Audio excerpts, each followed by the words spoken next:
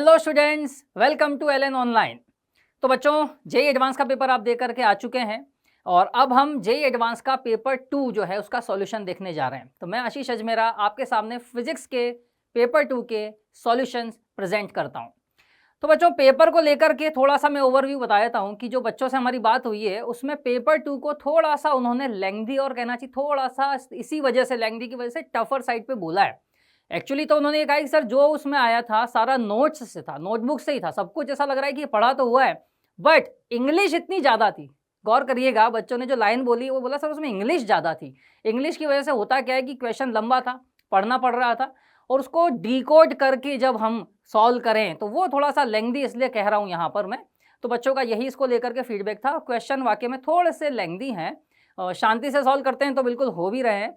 Overall जो हमने देखा है इसके अंदर की जो नोट्स हमने पढ़ा है, अगर उसको बहुत ढंग से बच्चों ने कर लिया तो बच्चों 9 से 10 क्वेश्चन ऐसे हैं जो डुएबल थे।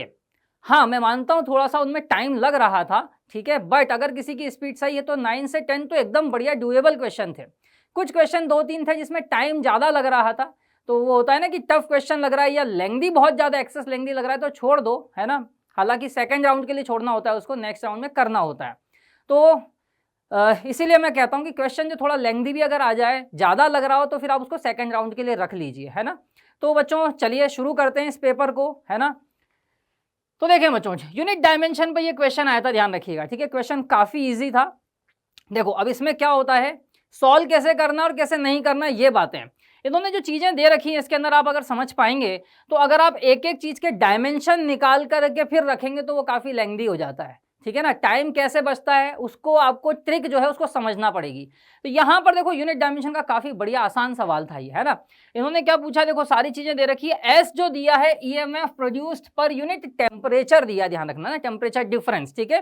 हालांकि डेल्टा टी को हम यूनिट डायमेंशन हो तो टी लिख लेंगे, ध्यान रखिएगा, है ना।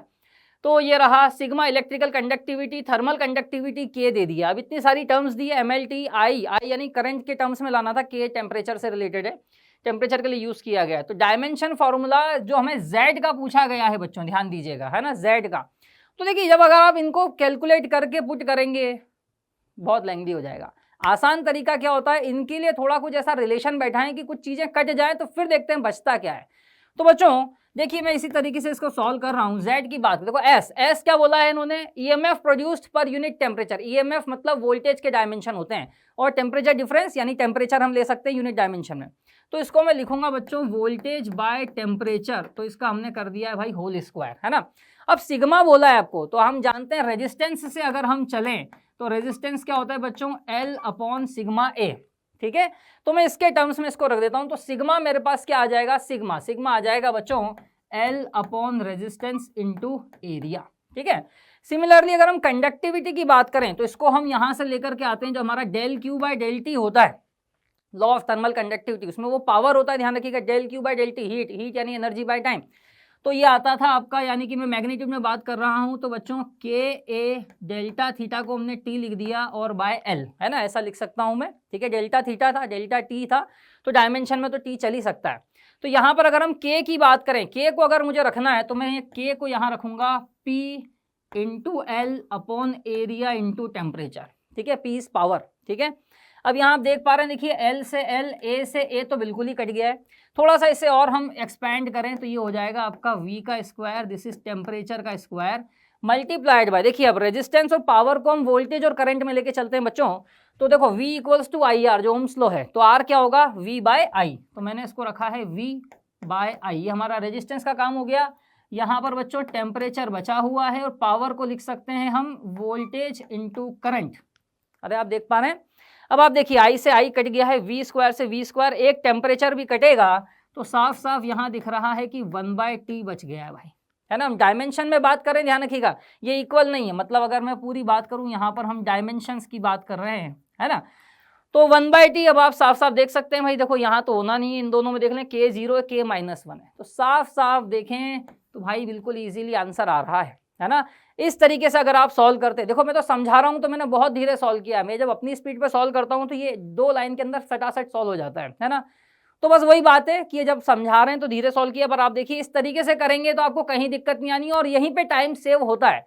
ज़्यादा लेंथी क्वेश्चन में कई बार ये भी IQ लगाना पड़ता है कि कोई और तरीका तो होगा, आप सोचो मजदूरी वाला जो तरीका होता है कि एस को पूरे डायमेंशन निकालें, सिग्मा का निकालें, के का निकालें, ऐसा तो कोई भी कर लेगा।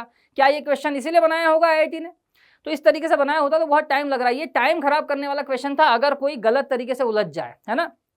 कोई ऐसे सॉल्व करेगा तो बहुत ब्यूटीफुली बहुत जल्दी आंसर आ जाता है। इस क्वेश्चन को ऐसे करना था, समझ गए बच्चों। तो इसका आंसर जो होगा वो बी होगा, है ना। चलिए चलते हैं नेक्स्ट क्वेश्चन की ओर। देखिए भाई ये बढ़िया क्वेश्चन है एक, है ना, लेंथी भी है। देखो बहुत सारी चीजें हैं इसमें, सारे फ्लेवर दिख रहे हैं आपको। डायग्राम है, कई लोग डायग्राम देख के डर जाते हैं, 3D डायग्राम है। लेंथी भी दिख रहा है यहाँ पर क्योंकि लैंग्वेज है वही इंग्लिश वाली बात जो बच्चों ने की है ना। और गॉसियन सरफेस, है ना, फ्लक्स इसका क्वेश्चन है। बढ़िया क्वेश्चन है बच्चों, मतलब बढ़िया, मतलब मुझे तो सॉल्व करके मजा आया, अच्छा लगा कि हाँ भाई क्या पूछा है, दिमाग लगाया है। हालांकि थोड़ा सा अगर कोशिश करें तो बनता है, पर ये लेंथी क्वेश्चन था। फर्स्ट राउंड में जो है, देखिए इसके 2 मेथड बताऊंगा मैं आपको। सेकंड जो मेथड है वो तो बहुत छोटा है, तिकड़म। ऐसे क्वेश्चन कभी भी आते हैं ना, वैसे हमें याद रखना चाहिए कि कुछ तो तिकड़म होनी चाहिए इसके अंदर, उस तिकड़म से सॉल्व होता है। और बिल्कुल ये बहुत जल्दी सॉल्व हो गया। अगर वो उस तिकड़म से कोई सोच पा रहा है तो बहुत जल्दी बच्चों ये क्वेश्चन आप मानो 30 सेकंड का भी नहीं था। मैं आपको दोनों चीजें बताऊंगा, हम एक मेथड से भी चलेंगे जहां हम इंटीग्रेशन से भी सॉल्व करेंगे, ठीक है। तो आइए मैं दोनों मेथड बताता हूं आपको, है ना। किसी को हो सकता है सेकंड मेथड ही देखना हो तो आप आगे करके फॉरवर्ड करके देख लीजिएगा इसे। चलिए मैं देखता हूं, बताता हूं। देखिए तो इसमें ऐसा था बच्चों, 2 कोएक्सियल कंडक्टिंग सिलेंडर है, कंडक्टर है एक, तो सिलेंडर है, सेम लेंथ विद रेडियस ना, दोनों रेडियस दिए। इसके दोनों डायग्राम देख लो आप, फिगर 1 फिगर 2 से दिया हुआ है। तो ये वाला √2r 2r ये रहा। Charge on the inner cylinder is Q और आउटर सिलेंडर को ग्राउंडेड कर दिया, ठीक है। Annular region between the cylinder is filled with a material of dielectric constant K = 5। बस यही है यहाँ पर कि इसके अंदर जो है ये मीडियम भी भर दिया, दोनों के अंदर ना मीडियम भर दिया K = 5 का, ये आपको दिखाई दे रहा होगा। तो डाइलेक्ट्रिक कांस्टेंट 5 का एक मीडियम भी भर दिया गया है इसके अंदर, ठीक है, very good. Consider imaginary plane of same length L at a distance R from the common axis of the cylinders, ठीक है। तो ये प्लेन यहाँ पे दिखा रखा है, R डिस्टेंस पर है। यहाँ अगर हम बात करें तो ये जो लाइन आ रही है इस लाइन को बता रखा है और ये वाला डिस्टेंस बच्चों R दिया हुआ है, ऐसा कुछ है ना। इसका प्रोजेक्शन करके अगर हम जैसे ऊपर से टॉप व्यू अगर देखें तो हमें कुछ ऐसा दिखाई देगा, प्लेन जो है वो केवल एक लाइन दिखाई देगी हमको, है ना। तो ये रहा common axis of the cylinder, plane is parallel to the axis, cross sectional is shown, ये रहा ignoring edge effects, flux of the, क्या पूछा है ध्यान दीजिएगा, flux of the electric field through the plane, इस प्लेन से फ्लक्स पूछा है। बच्चों आप भी जानते हैं, अगर आपने PYQ करे होंगे तो जो ये क्वेश्चन है ये कहीं ना कहीं तिकड़म से ही बनाया जाता है ना। तो पहले भी एक क्वेश्चन आया था जिसमें वायर है और एक प्लेन रखा हुआ है, उससे पूछा था, वहां भी हम हेक्सागोन बना करके सॉल्व करते हैं तो तुरंत 30 सेकंड में हो गया था, है ना। तिकड़म की कोशिश करना चाहिए। हालांकि बिना तिकड़म के क्या है वो भी मैं आपको समझाता हूँ, उसके अंदर हमें क्या करना है, ठीक है। चलिए चलते हैं। तो मैंने डायग्राम को थोड़ा बड़ा किया, है ना। यहाँ पर हम देख रहे हैं, थोड़ा सा देखें तो पहले तो मैं आपको ये बताता हूँ। देखो हमें ये डिस्टेंस दिया है बच्चों यहाँ से यहाँ तक का R, ठीक है। अब अगर ये वाला पॉइंट अगर हम लें, है ना, ये R है बच्चों, ये वाला रेडियस है R√2, तो आप देख पाएंगे ये वाला एंगल हो जाएगा हमारा 45। सिमिलरली अगर हम यहाँ से अगर हम देखें ये R है और ये वाला जो ये साइड है ये 2R है, तो cos थीटा से देखें तो 1/2 यानी कि 60 डिग्री एंगल आ रहा है, यानी कि ये वाला जो एंगल है ये वाला हो जाएगा भाई 15 डिग्री। क्लियर, आई होप दिखाई दे रहा है सब लोगों को अच्छे से। तो 15 डिग्री का एंगल यहाँ पर हो गया है ना। अब देखो क्या बोला है, कंडक्टर है, कंडक्टर है तो क्या हुआ, जनरली यहाँ पर जब आउटर अर्थिंग करते हैं तो यहाँ बाहर का चार्ज तो अर्थ में चला जाता है। यहाँ अगर हम देखें कंडक्टर है बच्चों, तो ये अंदर जो फील्ड होगी वो होगी 0, इलेक्ट्रिक फील्ड होती है 0। तो यहाँ पर अगर हम देख पाए इस पूरे प्लेन में तो देखिए फ्लक्स हमें कहाँ से कहाँ तक मिलेगा, तो ये जो रीजन आ रहा है ये वाला रीजन, और सिमिलरली इस तरफ भी वही वाला रीजन की मैं बात करूंगा। इसी में देखना है, यहाँ तो बच्चों इलेक्ट्रिक फील्ड 0, तो जब आप फ्लक्स कैलकुलेट करोगे तो वो तो 0 ही आना, E × एरिया वाला मामला है ना, तो ये 0 होगा। हमें बस अब बच्चों इस वाले रीजन से हमें कैलकुलेट करना है, ध्यान रखिएगा, ठीक है। तो सिलेंडर है, सबसे पहला मेथड मैं आपको जो बता रहा हूँ, बड़ा इंटरेस्टिंग क्वेश्चन है, ध्यान दीजिएगा। इसको हम सबसे पहले सिलेंड्रिकल, है ना, उससे सॉल्व करेंगे। तो यहाँ हम क्या करते हैं, वही बात है, एक एलिमेंट माना होगा हमने, है ना। तो यहाँ पर हम इलेक्ट्रिक फील्ड को देख रहे हैं, इसको हम थीटा एंगल बोल देते हैं हॉरिजॉन्टल से। अगर हमने हॉरिजॉन्टल से थीटा एंगल, आप जानते हैं इस टाइप के हमने डेरिवेशन काफ़ी की है, जहाँ पर एक लाइन या एक प्लेन होती है और हम फिर इस तरीके से बनाते हैं, जैसे ये रहा, है ना। तो हम कुछ इस तरीके से मानते हैं कि यहाँ से हमने L लेंथ पर DL लेंथ का, या चलो यहाँ पर मान लेते हैं, तो यहाँ से यहाँ तक हम DL लेंथ का एक एलिमेंट ले लेते हैं छोटा सा, है ना। इस वाले एलिमेंट को कंसीडर करिएगा, तो कुछ इस तरीके से हो जाएगा, ध्यान रखना। तो ये हो गया है R और यहाँ L हमने मान लिया, ठीक है, L लेंथ पे लिया है। ये वाला जो डिस्टेंस है इसको हम स्मॉल r बोल देते हैं भाई। दिख रहा है, ये मैंने प्रोजेक्ट करके दिखाया आपको। जनरली हम इस तरीके से सॉल्व करके चलते हैं। अब ये जो फील्ड है सिलेंडर की वजह से है, ठीक है ना। तो मैं फ्लक्स की बात करूंगा तो फ्लक्स क्या होता है भाई, E.dA है ना। तो यहाँ पर ध्यान से समझिएगा, है ना, इसी को थोड़ा एक्सपैंड करें। हाँ भाई, मीडियम भरा हुआ है तो मीडियम के अंदर फील्ड भी लिखना है हमको और पूरा ये फ्लक्स का पूरा कंप्लीट करना है एक्सप्रेशन। तो यहाँ पर बच्चों हम लिख सकते हैं क्या होती है 2k लैम्डा। अब ये 5 भी लगा रहा हूँ, क्यों, क्योंकि डाइलेक्ट्रिक कांस्टेंट है, समझ गए। ये k हमारा वही वाला है 1/4 पाई एप्सिलॉन नॉट। मैंने डाइलेक्ट्रिक को नहीं लिखा है k, डाइलेक्ट्रिक को मैंने अलग से 5 लिख के चलूंगा, है ना, क्योंकि काफी लंबा है, बार बार 1/4 पाई एप्सिलॉन नॉट लिखने में टाइम बहुत जाता है। स्मार्ट लोग यही करते हैं, ध्यान रखिएगा कौन सी टर्म को छोटा लिखना है ताकि जल्दी काम हो जाए।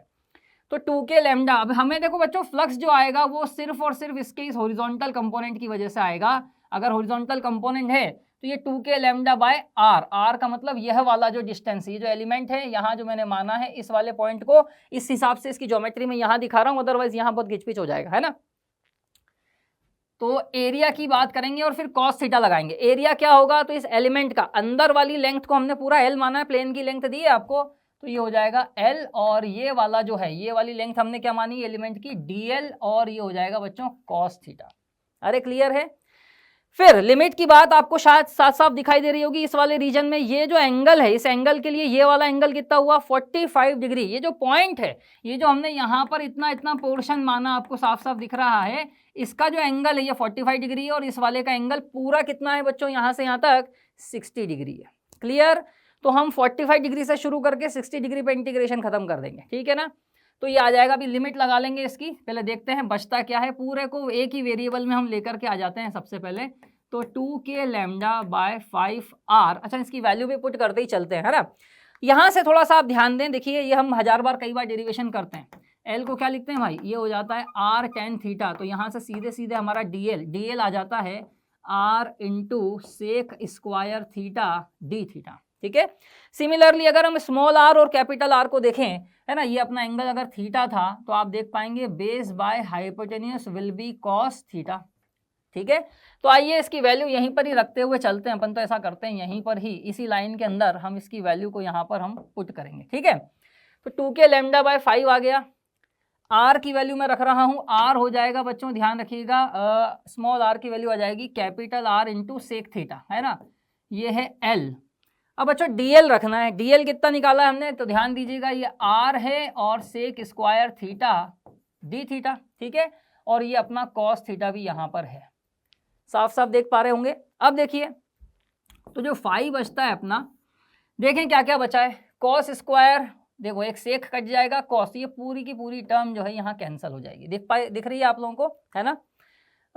dl small r tan theta, अच्छा ये अपना स्मॉल r नहीं, l जो था वो ये वाला r लेना था, जस्ट मुझे लिख दिया, इसको कैपिटल R आएगा, ध्यान रखिएगा ना। l है तो ये l और r मिला के tan थीटा होगा, ठीक है ना। तो dr तो कैपिटल R रखना पड़ेगा मुझे, तो यानी ये वाला जो है ये बन जाएगा आपका कैपिटल R, ठीक है। तो यहाँ देखें तो ये भी कट जाएगा, ठीक है। तो अपना बच गया बच्चों, ध्यान दीजिएगा 2k लैम्डा l, ठीक है, r भी कट गया है, तो अपॉन 5 और सिर्फ थीटा डी थीटा बच रहा है। अब ये चीज़ें तो कांस्टेंट है, बाहर आ जाएगी, सिर्फ एंगल का इंटीग्रेशन है, समझ गए। चलिए तो रख देते हैं यहाँ पर। तो 5 विल बी इक्वल्स टू 2, है ना, k अपना है ही है, लैम्डा को मैंने रख दिया है q बाय l, ठीक है। तो q था, l था, ये अपॉन l था, और ये 5 है। इंटीग्रेशन ऑफ डी थीटा मैं यहीं कर दूं, तो मैं यहाँ पर सीधे सीधे बोल देता हूँ कि इंटीग्रेशन ऑफ जब मैं डी थीटा करने जाऊँगा तो मुझे मिलेगा थीटा। अच्छा लिमिट को समझ लीजिए, मैंने अभी थोड़ी देर पहले भी बताया था, इस वाले पॉइंट के लिए 45 डिग्री और इस वाले पॉइंट के लिए 60 डिग्री, यानी लिमिट कहाँ से कहाँ जाएगी, पाई बाय 4 से पाई बाय 3, है ना। तो ये सब आ गया है। यहाँ पर डी थीटा के लिए सिर्फ थीटा लिखेंगे और लिमिट आप लगा लेंगे बच्चों पाई बाय 4 से पाई बाय 3, है ना। सॉल्व कर लेते हैं जी। तो यहाँ से है 2/5 है, के को भी लिख देते हैं। अब फाइनली 1/4 पाई एप्सिलॉन नॉट, है ना, एल से एल कट ही गया है। यहाँ से हम रख देंगे तो pi by 3 minus pi by 4, तो ये 4 माइनस 3 1, तो पाई बाय 12। अरे आप देख पाएंगे बच्चों पाई बाय 12, है ना। अब ये तो हमने यहाँ से निकाला है, ध्यान रखिएगा। टोटल फ्लक्स हमें चाहिए तो ये एलिमेंट भी आएगा, यानी टोटल के लिए हमें डबल करना पड़ेगा, ठीक है। मैंने सिर्फ इस वाले पोर्शन से निकाला है। तो जो टोटल फ्लक्स की मैं बात करूंगा, ध्यान से समझ लें, इसी में हमें 2 से मल्टीप्लाई करना पड़ेगा। तो देख लेते हैं, तो ये इससे कटा 2 टाइम्स पाई से पाई भी कट गया है ना, तो ये आपका फाइनली कितना आ रहा है, वो ये कटा और 2 से मल्टीप्लाई यहाँ पर कर ही देते हैं तो 1/12 5 जा 60 भी बच गया है और ये 12 भी बच गया है ना, और एप्सिलॉन नॉट भी बच गया है आपका, ठीक है। और यहाँ पर क्या बचा था, एल, तो क्यू भी बच गया था यहाँ पर, ध्यान दीजिएगा, तो क्यू भी आ गया। यहाँ पे लिख देता हूँ मैं, दिस इज क्यू, तो अपना फाइनली बचेगा Q/60 एप्सिलॉन नॉट। दिख पा रहा है, बाकी सब चीज़ें कैंसिल हो गई है बच्चों। तो डबल क्यों किया, मैंने आपको बता ही दिया था, यहाँ और यहाँ हमें ये वाला पोर्शन भी कंसीडर करना पड़ेगा, ध्यान दीजिएगा, है ना, क्योंकि सिमेट्री है, उधर भी आएगा इधर भी आएगा फ्लक्स, पर कहीं भी एक जगह कैलकुलेट करके उसका डबल कर दो, ठीक है। तो बच्चों इस तरीके से इसे हम कैलकुलेट कर सकते हैं। अगर किसी को इंटीग्रेशन से चलना है कि नहीं सर हमें नहीं कुछ भी तिकड़म लगाना है, प्रॉपर तरीके से चलना है, तो फिर ऐसे करना पड़ेगा, ठीक है। तो यहाँ पर जो है हमारा जो ऑप्शन आ रहा है that is Q/60 epsilon naught आ रहा है भाई, ठीक है, सी वाला ऑप्शन। अच्छा, अब इस क्वेश्चन को अगर तिकड़म से सोचें, है ना, क्योंकि कुछ लोगों को तो यही चाहिए होता है, टाइम बचे तिकड़म है तो क्या बात है, स्मार्ट तरीका भी तो है कुछ। तो आइए देखते हैं, अब इस तिकड़म को भी समझते हैं। देखिए बच्चों, ये जो Q का चार्ज आपका आ गया है ना, अब ये यहाँ पर अगर हम देखें तो देखो यहाँ से जो निकलने वाली फील्ड, इसके अंदर यहाँ पर हम जो चार्ज बोल रहे हैं बच्चों, ये -Q' बोल देते हैं, तो इंड्यूस चार्ज, ध्यान रखिएगा Q', और इंड्यूस चार्ज हमें पता ही है कि Q' जो होता है वो होता है बच्चों Q × 1 - 1/k। तो यहाँ पर k की वैल्यू जब 5 रखेंगे तो 5, तो यानी कि ये आ जाएगा बच्चों 4Q/5। अब आप थोड़ा सा इसको ध्यान से समझ लें कि यहाँ अगर हम एक गॉसियन सरफेस टाइप कुछ मानते हैं बच्चों, ध्यान से समझना, तो ये जो फील्ड पूरी बाहर जा रही होगी, है ना, ये कुछ फील्ड इस तरीके से होगी, सेंटर से देखना है अपने को, सेंटर से, ठीक है, ऐसे सभी दूर जा रही होगी। अब इसमें 2 चार्ज आ रहे हैं, Q आ रहा है और ये माइनस का Q' भी आ रहा है, ध्यान रखिएगा। तो टोटल चार्ज की बात करें, Q नेट, कौन से चार्ज की वजह से ये फील्ड पूरी फैलती हुई जा रही है, तो आपको यही करना है, Q है और माइनस आपका ये हो जाएगा बच्चों 4Q/5, यानी कि टोटल आपका चार्ज आ जाएगा Q/5। अब क्या लग रहा है, पूरा फैल रहा है, तो ध्यान रखिएगा। अब यहाँ पर हम पूरे सर्कल से देख सकते हैं कि सर्कल में इतना है, तो ये वाले आर्क में कितना होगा। अब ये जो मैंने आपको एंगल बताया था थोड़ी देर पहले, है ना, ये वाला और ये वाला, है ना, यहाँ पर आप देख पाएंगे 15 डिग्री का एंगल था ये वाला। तो टोटल मिला के इस साइड भी करना पड़ेगा, यहाँ हम चले और यहाँ हम चले, ये वाला एंगल भी कितना डिग्री है बच्चों, ये 15 डिग्री का, यहाँ लिख रहा हूँ मैं, हालांकि एंगल यहाँ का है, तो 15 इधर और 15 उधर, 30 डिग्री एंगल में जितना चार्ज है उसी का फ्लक्स इससे आ रहा होगा, समझे। तो ये जो Q/5 का जो है ये पूरे में फैलेगा, ध्यान रखना, पर सर्कल है, ये प्लेन में है, तो हम ऐसा लिखेंगे, यहाँ पर एंगल की बात करें और यहाँ पर फ्लक्स की बात करें, तो कितना बच्चों 2 पाई के अंदर कितना फ्लक्स आएगा, Q/5 एप्सिलॉन नॉट। ये पूरे में फैल रहा है, ध्यान रखिएगा, पूरे 2 पाई में, पर हमें कितने डिग्री में चाहिए, 30, 15 इधर और 15 इधर, ये ध्यान रखिएगा 30 डिग्री में निकालना है। तो अगर मैं यहाँ लिख दूं कि भाई π/6 डिग्री में कितना आएगा, तो मैंने क्या किया होगा, 12 से डिवाइड किया होगा, तो यहाँ पर अपने को यही करना है, 12 से डिवाइड कर दो भाई, समझ पा रहे हैं। तो ये आप देखेंगे तो ये आ जाएगा Q/60 एप्सिलॉन नॉट। अरे ये तिकड़म है, तिकड़म वाला तरीका भी होता है, क्योंकि क्वेश्चन बच्चों बनाया तो इसीलिए ही गया है कि आप इसको विजुअलाइज कर पाएँ कि ये जो है हमें ऐसे ही देखना है, बीच में फ्लक्स होगा ही नहीं, यहाँ देखना, और ये वाला जो पोर्शन है 15 डिग्री का एंगल बना रहा है, समझ गए। तो ये जो पूरा डिस्ट्रीब्यूशन ऑफ फ्लक्स था उसमें से, है ना, फील्ड जो लाइंस निकल रही है उसमें इतने इतने एरिया में, यानी आर्क में देखना था आपको, उस तरीके से मैंने आपको करके दिया है, समझ गए। तो दोनों मेथड है यहाँ पर आपके पास, इस वाले को मैं यहाँ पर मेथड 2 लिख रहा हूँ, ठीक है, और यहाँ पर हम लिख देते हैं भाई मेथड 1। अरे क्लियर है। अगर किसी को पूरा इंटीग्रेशन से सॉल्व करना है वो भी ये रहा आपके पास, और तिकड़म से सॉल्व करना है वो भी ये रहा आपके पास, ठीक है। चलिए चलते हैं नेक्स्ट क्वेश्चन की ओर। अब बच्चों देखो, ऐसे जेईई एडवांस में पहले भी PYQ आए हुए हैं, इस टाइप से काफ़ी क्वेश्चन हमने डील किए हैं, तो ये तो एक आसान क्वेश्चन में आना चाहिए। जिन बच्चों ने थोड़ा भी ढंग से ट्राई कर लिया होगा और SHM की प्रैक्टिस की है, उनसे तो ये बनना ही बनना चाहिए था, समझ गए। आइए देखते हैं, इस क्वेश्चन को जरूर हम आसान ईजी की कैटेगरी में रखेंगे, ध्यान दीजिएगा।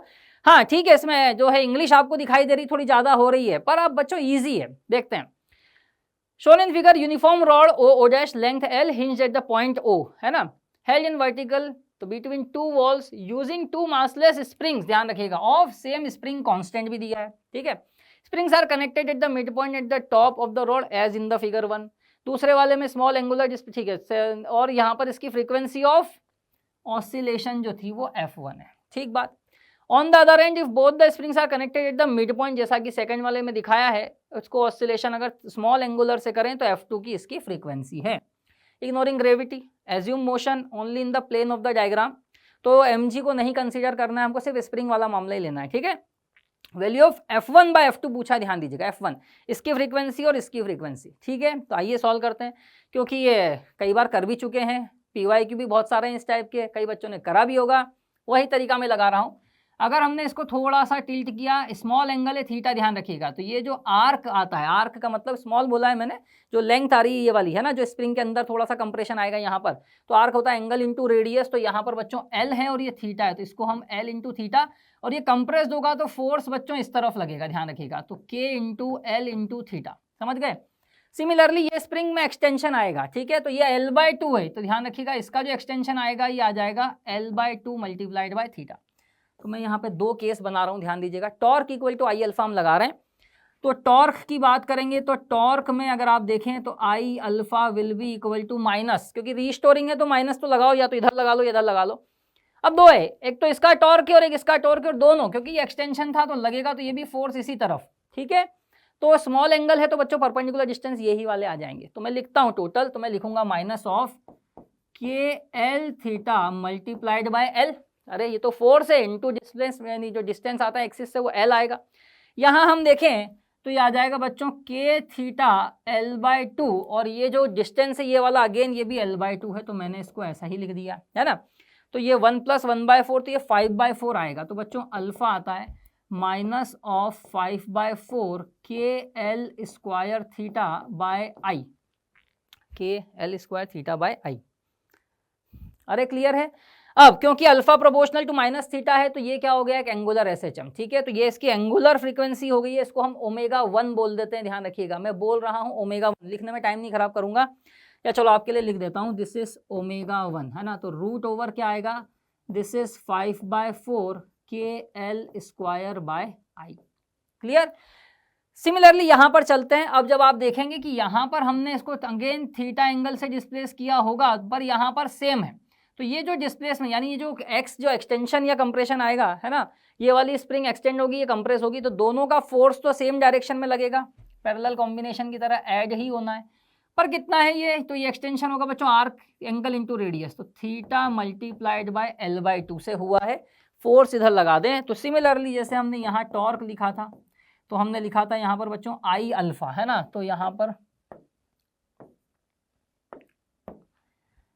आई और इसका अल्फा डैश कर देते हैं क्योंकि कुछ अलग होगा, तो माइनस के एल और थीटा, यानी L/2 है, फिर थीटा है, और ये कितने गैप पे लग रहा है, अगेन डिस्टेंस इज L/2, और ये 2 टाइम्स कर रहा हूँ मैं, ध्यान रखिएगा, एक स्प्रिंग का लिखा, 2 स्प्रिंग है यहाँ पर, ठीक है, तो 2 बार करना पड़ेगा। तो यहाँ पर अपना जो अल्फा डैश आ जाएगा दैट इज माइनस ऑफ, एक कट गया यहाँ से तो 2 बच गया, के L square theta bye 2i। तो यहाँ से सिमिलरली, है ना, अरे अल्फा क्या होता है माइनस ऑफ ये ओमेगा स्क्वायर थीटा, तो इसका ये ω2 जो आएगा that will be equals to root over K L square by 2i, है ना, के एल स्क्वायर बाय 2i। चलिए, तो अब हमसे पूछा है फ्रीक्वेंसी का रेशियो, तो बच्चों यहीं पे लिख रहा हूँ, ध्यान दीजिएगा, F1/F2, है ना, F क्या होता है हम जानते हैं ω/2π, तो ये भी क्या आ जाएगा ω1/ω2, है ना। चलिए, तो देखें रूट में आ रहा है दोनों। अब जो कॉमन टर्म है उसको डिवाइड करके लिखने का कोई सेंस नहीं है, बस नंबर देख लेते हैं, 5/4 है और यहाँ 1/2 है ना, 5/4 और 1/2, तो मैं यहाँ पे रख देता हूँ बच्चों, दिस इज 5/4 और ये हो गया 1/2, से कटा तो 5/2, तो रूट ओवर 5/2 जो है, root over 5/2 will be our answer, है ना। यानी यहाँ पर देखें तो सी जो है that option will be our answer. अरे क्लियर है। तो बड़ा आसान सा सवाल है, ठीक है, इजी क्वेश्चन ही बोलेंगे, तो जो मैंने डुएबल क्वेश्चन बोलेंगे तो बिल्कुल करने लायक है। एक तो यूनिट डायमेंशन का फर्स्ट क्वेश्चन और एक ये वाला क्वेश्चन बिल्कुल होना चाहिए, सभी से होना चाहिए, गलत नहीं होना चाहिए था, ठीक है। चले बच्चों नेक्स्ट क्वेश्चन की ओर चलते हैं। तो आइए बच्चों, ये वाला एक क्वेश्चन है, ठीक है, ध्यान से समझिएगा, बढ़िया क्वेश्चन है, ठीक है, थोड़ा सॉल्व करने में मेहनत तो कराई है इन्होंने, है ना। बाकी देखो कैसे हो रहा है। Consider a star of mass m2 kg revolving in a circular orbit around another star of mass m1। तो यहाँ पर कहानी ऐसी है, ध्यान रखिएगा, अंदर जो है ये m1 है और ये यहाँ पर सर्कुलर ऑर्बिट में चल रहा है, चलिए m2, है ना। m1 is very very greater than m2। जब ऐसा होगा तो ये नियरली सर्कुलर ऑर्बिट में घूमेगा, जैसा हमें बताया गया है ना। Heavier star slowly acquires mass from the lighter star at a constant rate of gamma kg/s। In this transfer process, there is no other loss of mass. If the separation between center of stars is r, then its relative change, है ना, rate of change पूछा, ध्यान रखिएगा, हमसे ये term पूछिए। अब बच्चों देखिए इसके अंदर क्या होता है, दो तरीके हैं। एक तो क्या होता है, मास बहुत हैवी है तो आप सर्कुलर मोशन मान करके भी कर सकते हैं, पर जब मास बहुत ज़्यादा चेंज हो जाएगा तब क्या होगा, वो रेड्यूस्ड मास वाला सिस्टम आता है, क्योंकि दोनों कंपेरेबल मास पे जब आएंगे तो फिर आप जानते ही हैं कि दोनों मूव करते हैं यहाँ पर। तो दोनों तरीके से हम सॉल्व कर सकते हैं, पर आंसर वही आने वाला है। यहाँ पर थोड़ा सा मैं आपको बताता हूँ पहले कि देखिए dm2/dt है ना, that will B mass m2, heavier star यानी m1 ज़्यादा तो m1 बढ़ेगा m2 घटेगा, तो dm2/dt को लिखेंगे बच्चों माइनस गामा, ठीक है। सिमिलरली dm1/dt को हम लिखेंगे प्लस का गामा। अरे क्लियर है, ठीक है। अब देखिए इसमें बात क्या है कि क्योंकि m1 is very very greater than m2 बोल ही दिया है यहाँ पर, तो जब हम अप्रोक्सीमेशंस लगाते हैं तो ये सर्कुलर वाला केस भी वही आंसर देता है और रेड्यूस्ड मास वाला सिस्टम भी वही आंसर देता है, ठीक है। देखो मैं आपको दोनों से सॉल्व करके दिखाता हूँ। अगर हम यहाँ पर पहले लेट से सर्कुलर मान के सॉल्व कर लेते हैं ना, लेट से सर्कुलर, तो यहाँ पर क्या लिखेंगे, देखो एंगुलर मोमेंटम। एक बात तो यही है, देखो बाहर से कहीं कोई फोर्स नहीं लग रहा है, टॉर्क जो होगा वो जीरो होगा। m1 के अबाउट जब हम टॉर्क लिखेंगे तो जब भी इसका फोर्स जो है इसी के सेंटर से जाएगा तो टॉर्क जीरो होगा, इसका मतलब angular momentum will be constant, ठीक है। तो सिस्टम का एंगुलर मोमेंटम जो भी होगा वो कांस्टेंट होगा। तो जब आप इसको सर्कुलर मानेंगे तो इसे आप फिक्स मानेंगे, इसी को ही रोटेट करेंगे, बट जब आप दोनों को चलाएंगे तब आप reduced mass of the system से सॉल्व करेंगे, ठीक है। मैं दोनों से करके दिखा रहा हूँ। तो ध्यान दें, एंगुलर मोमेंटम पहले मान रहे सर्कुलर, तो क्या होगा बच्चों, ये होगा mvr, तो m2v और ये r, v मतलब v ऑर्बिटल से चल रहा होगा, तो ये कैसे चल रहा होगा, ऑर्बिटल वेलोसिटी हम जानते हैं कि रूट ओवर क्या होती है gm, m मतलब ये वाला प्लेनेट वाला, तो gm1/r मल्टीप्लाइड बाय r, है ना। और ये क्या है, दिस इज कांस्टेंट, थोड़ा मैंने ऐसा लिखा है समझ जाना, कांस्टेंट है। तो थोड़ा इसे सॉल्व करें तो देखो जी वगैरह नंबर भी हटा देते हैं, तो यहाँ पर अगर हम देखेंगे जब ये वाली टर्म यहाँ कांस्टेंट है, और अगर मैं बोलूँ एंगुलर मोमेंटम प्रोपोर्शनल कर देता हूँ क्योंकि कांस्टेंट ये हटा रहा हूँ मैं, m2 root over m1 root over r will be a constant, ऐसा भी हम लिख सकते हैं। अरे देख पा रहे हैं, यह वाली इक्वेशन में जब हम सर्कुलर मानेंगे, ठीक है, ये हो गया। इसका हम स्क्वायर कर दें तो भी यही बनने वाला, ध्यान रखिएगा जब ये है तो, और ये जब कांस्टेंट है तो बच्चों m2 का square m1 into r that will be also a constant, इसको c या k लिख सकते हैं अपन, ठीक है। तो ये इक्वेशन यहाँ से आ रही है, ठीक है। इसके बाद हम चलते हैं, चलिए अगर हमें ऐसा नहीं मानना है, लेट से हम मानते हैं, क्योंकि एप्रोप्रिएट तो वही होता है कि जब मास कम ज़्यादा और कंपेरेबल होंगे तो दोनों ही मूव कर सकते हैं। तो जब हम इसको देखेंगे reduced mass of the system से, अब यहाँ पर ध्यान दीजिएगा, रेड्यूस्ड मास जो होता है म्यू होता है, म्यू इज बच्चों m1 m2 bye m1 plus m2, ठीक है। अब क्योंकि हमें m1 बहुत ज़्यादा बोला हुआ है तो यहाँ रखेंगे, तो यहाँ m1 m2 और यहाँ पर m1 तो कटेगा, तो नियरली इक्वल टू आ जाएगा m2, क्लियर। तो ये आ गया भाई आपके पास में, है ना। अब देखो एंगुलर मोमेंटम लिखें, एंगुलर मोमेंटम क्या होता है फिर, reduced mass of the system, तो I इंटू ओमेगा, तो mu r square multiplied by omega, ये कुछ इस तरीके से आ जाएगा, है ना।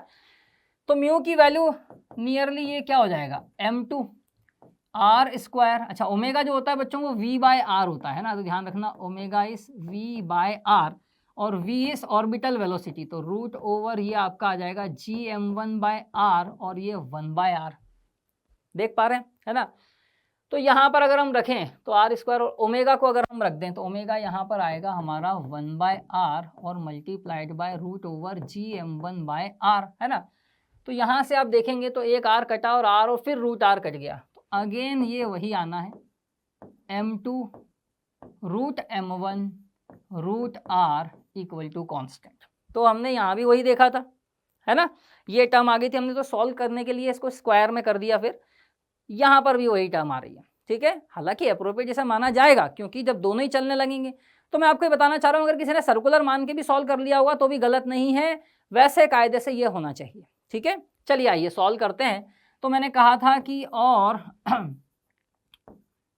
m2 square m1 into r is also a constant, नया कॉन्स्टेंट स्क्वायर करेंगे तो अगर ऐसा है तो डिफरेंशिएशन क्या होगा इसका, 0 होगा। तो देयरफॉर हम क्या कर लें, therefore dl/dt will be equal to 0, है ना।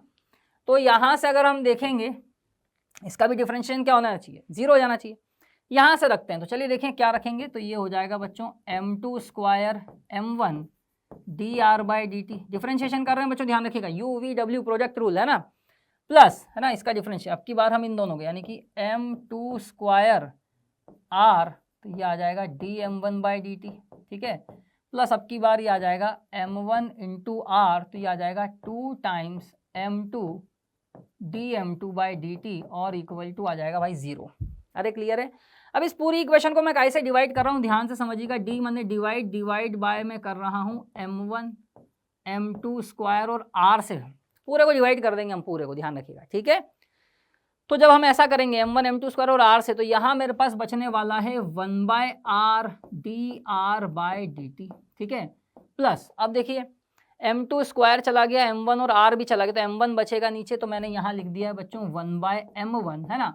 अच्छा, dm1/dt क्योंकि ये इंक्रीज हो रहा था तो हमने लिखा था dm1/dt को प्लस का गामा, ठीक है, इसको माइनस का गामा लिखेंगे, दोनों ध्यान रखिएगा।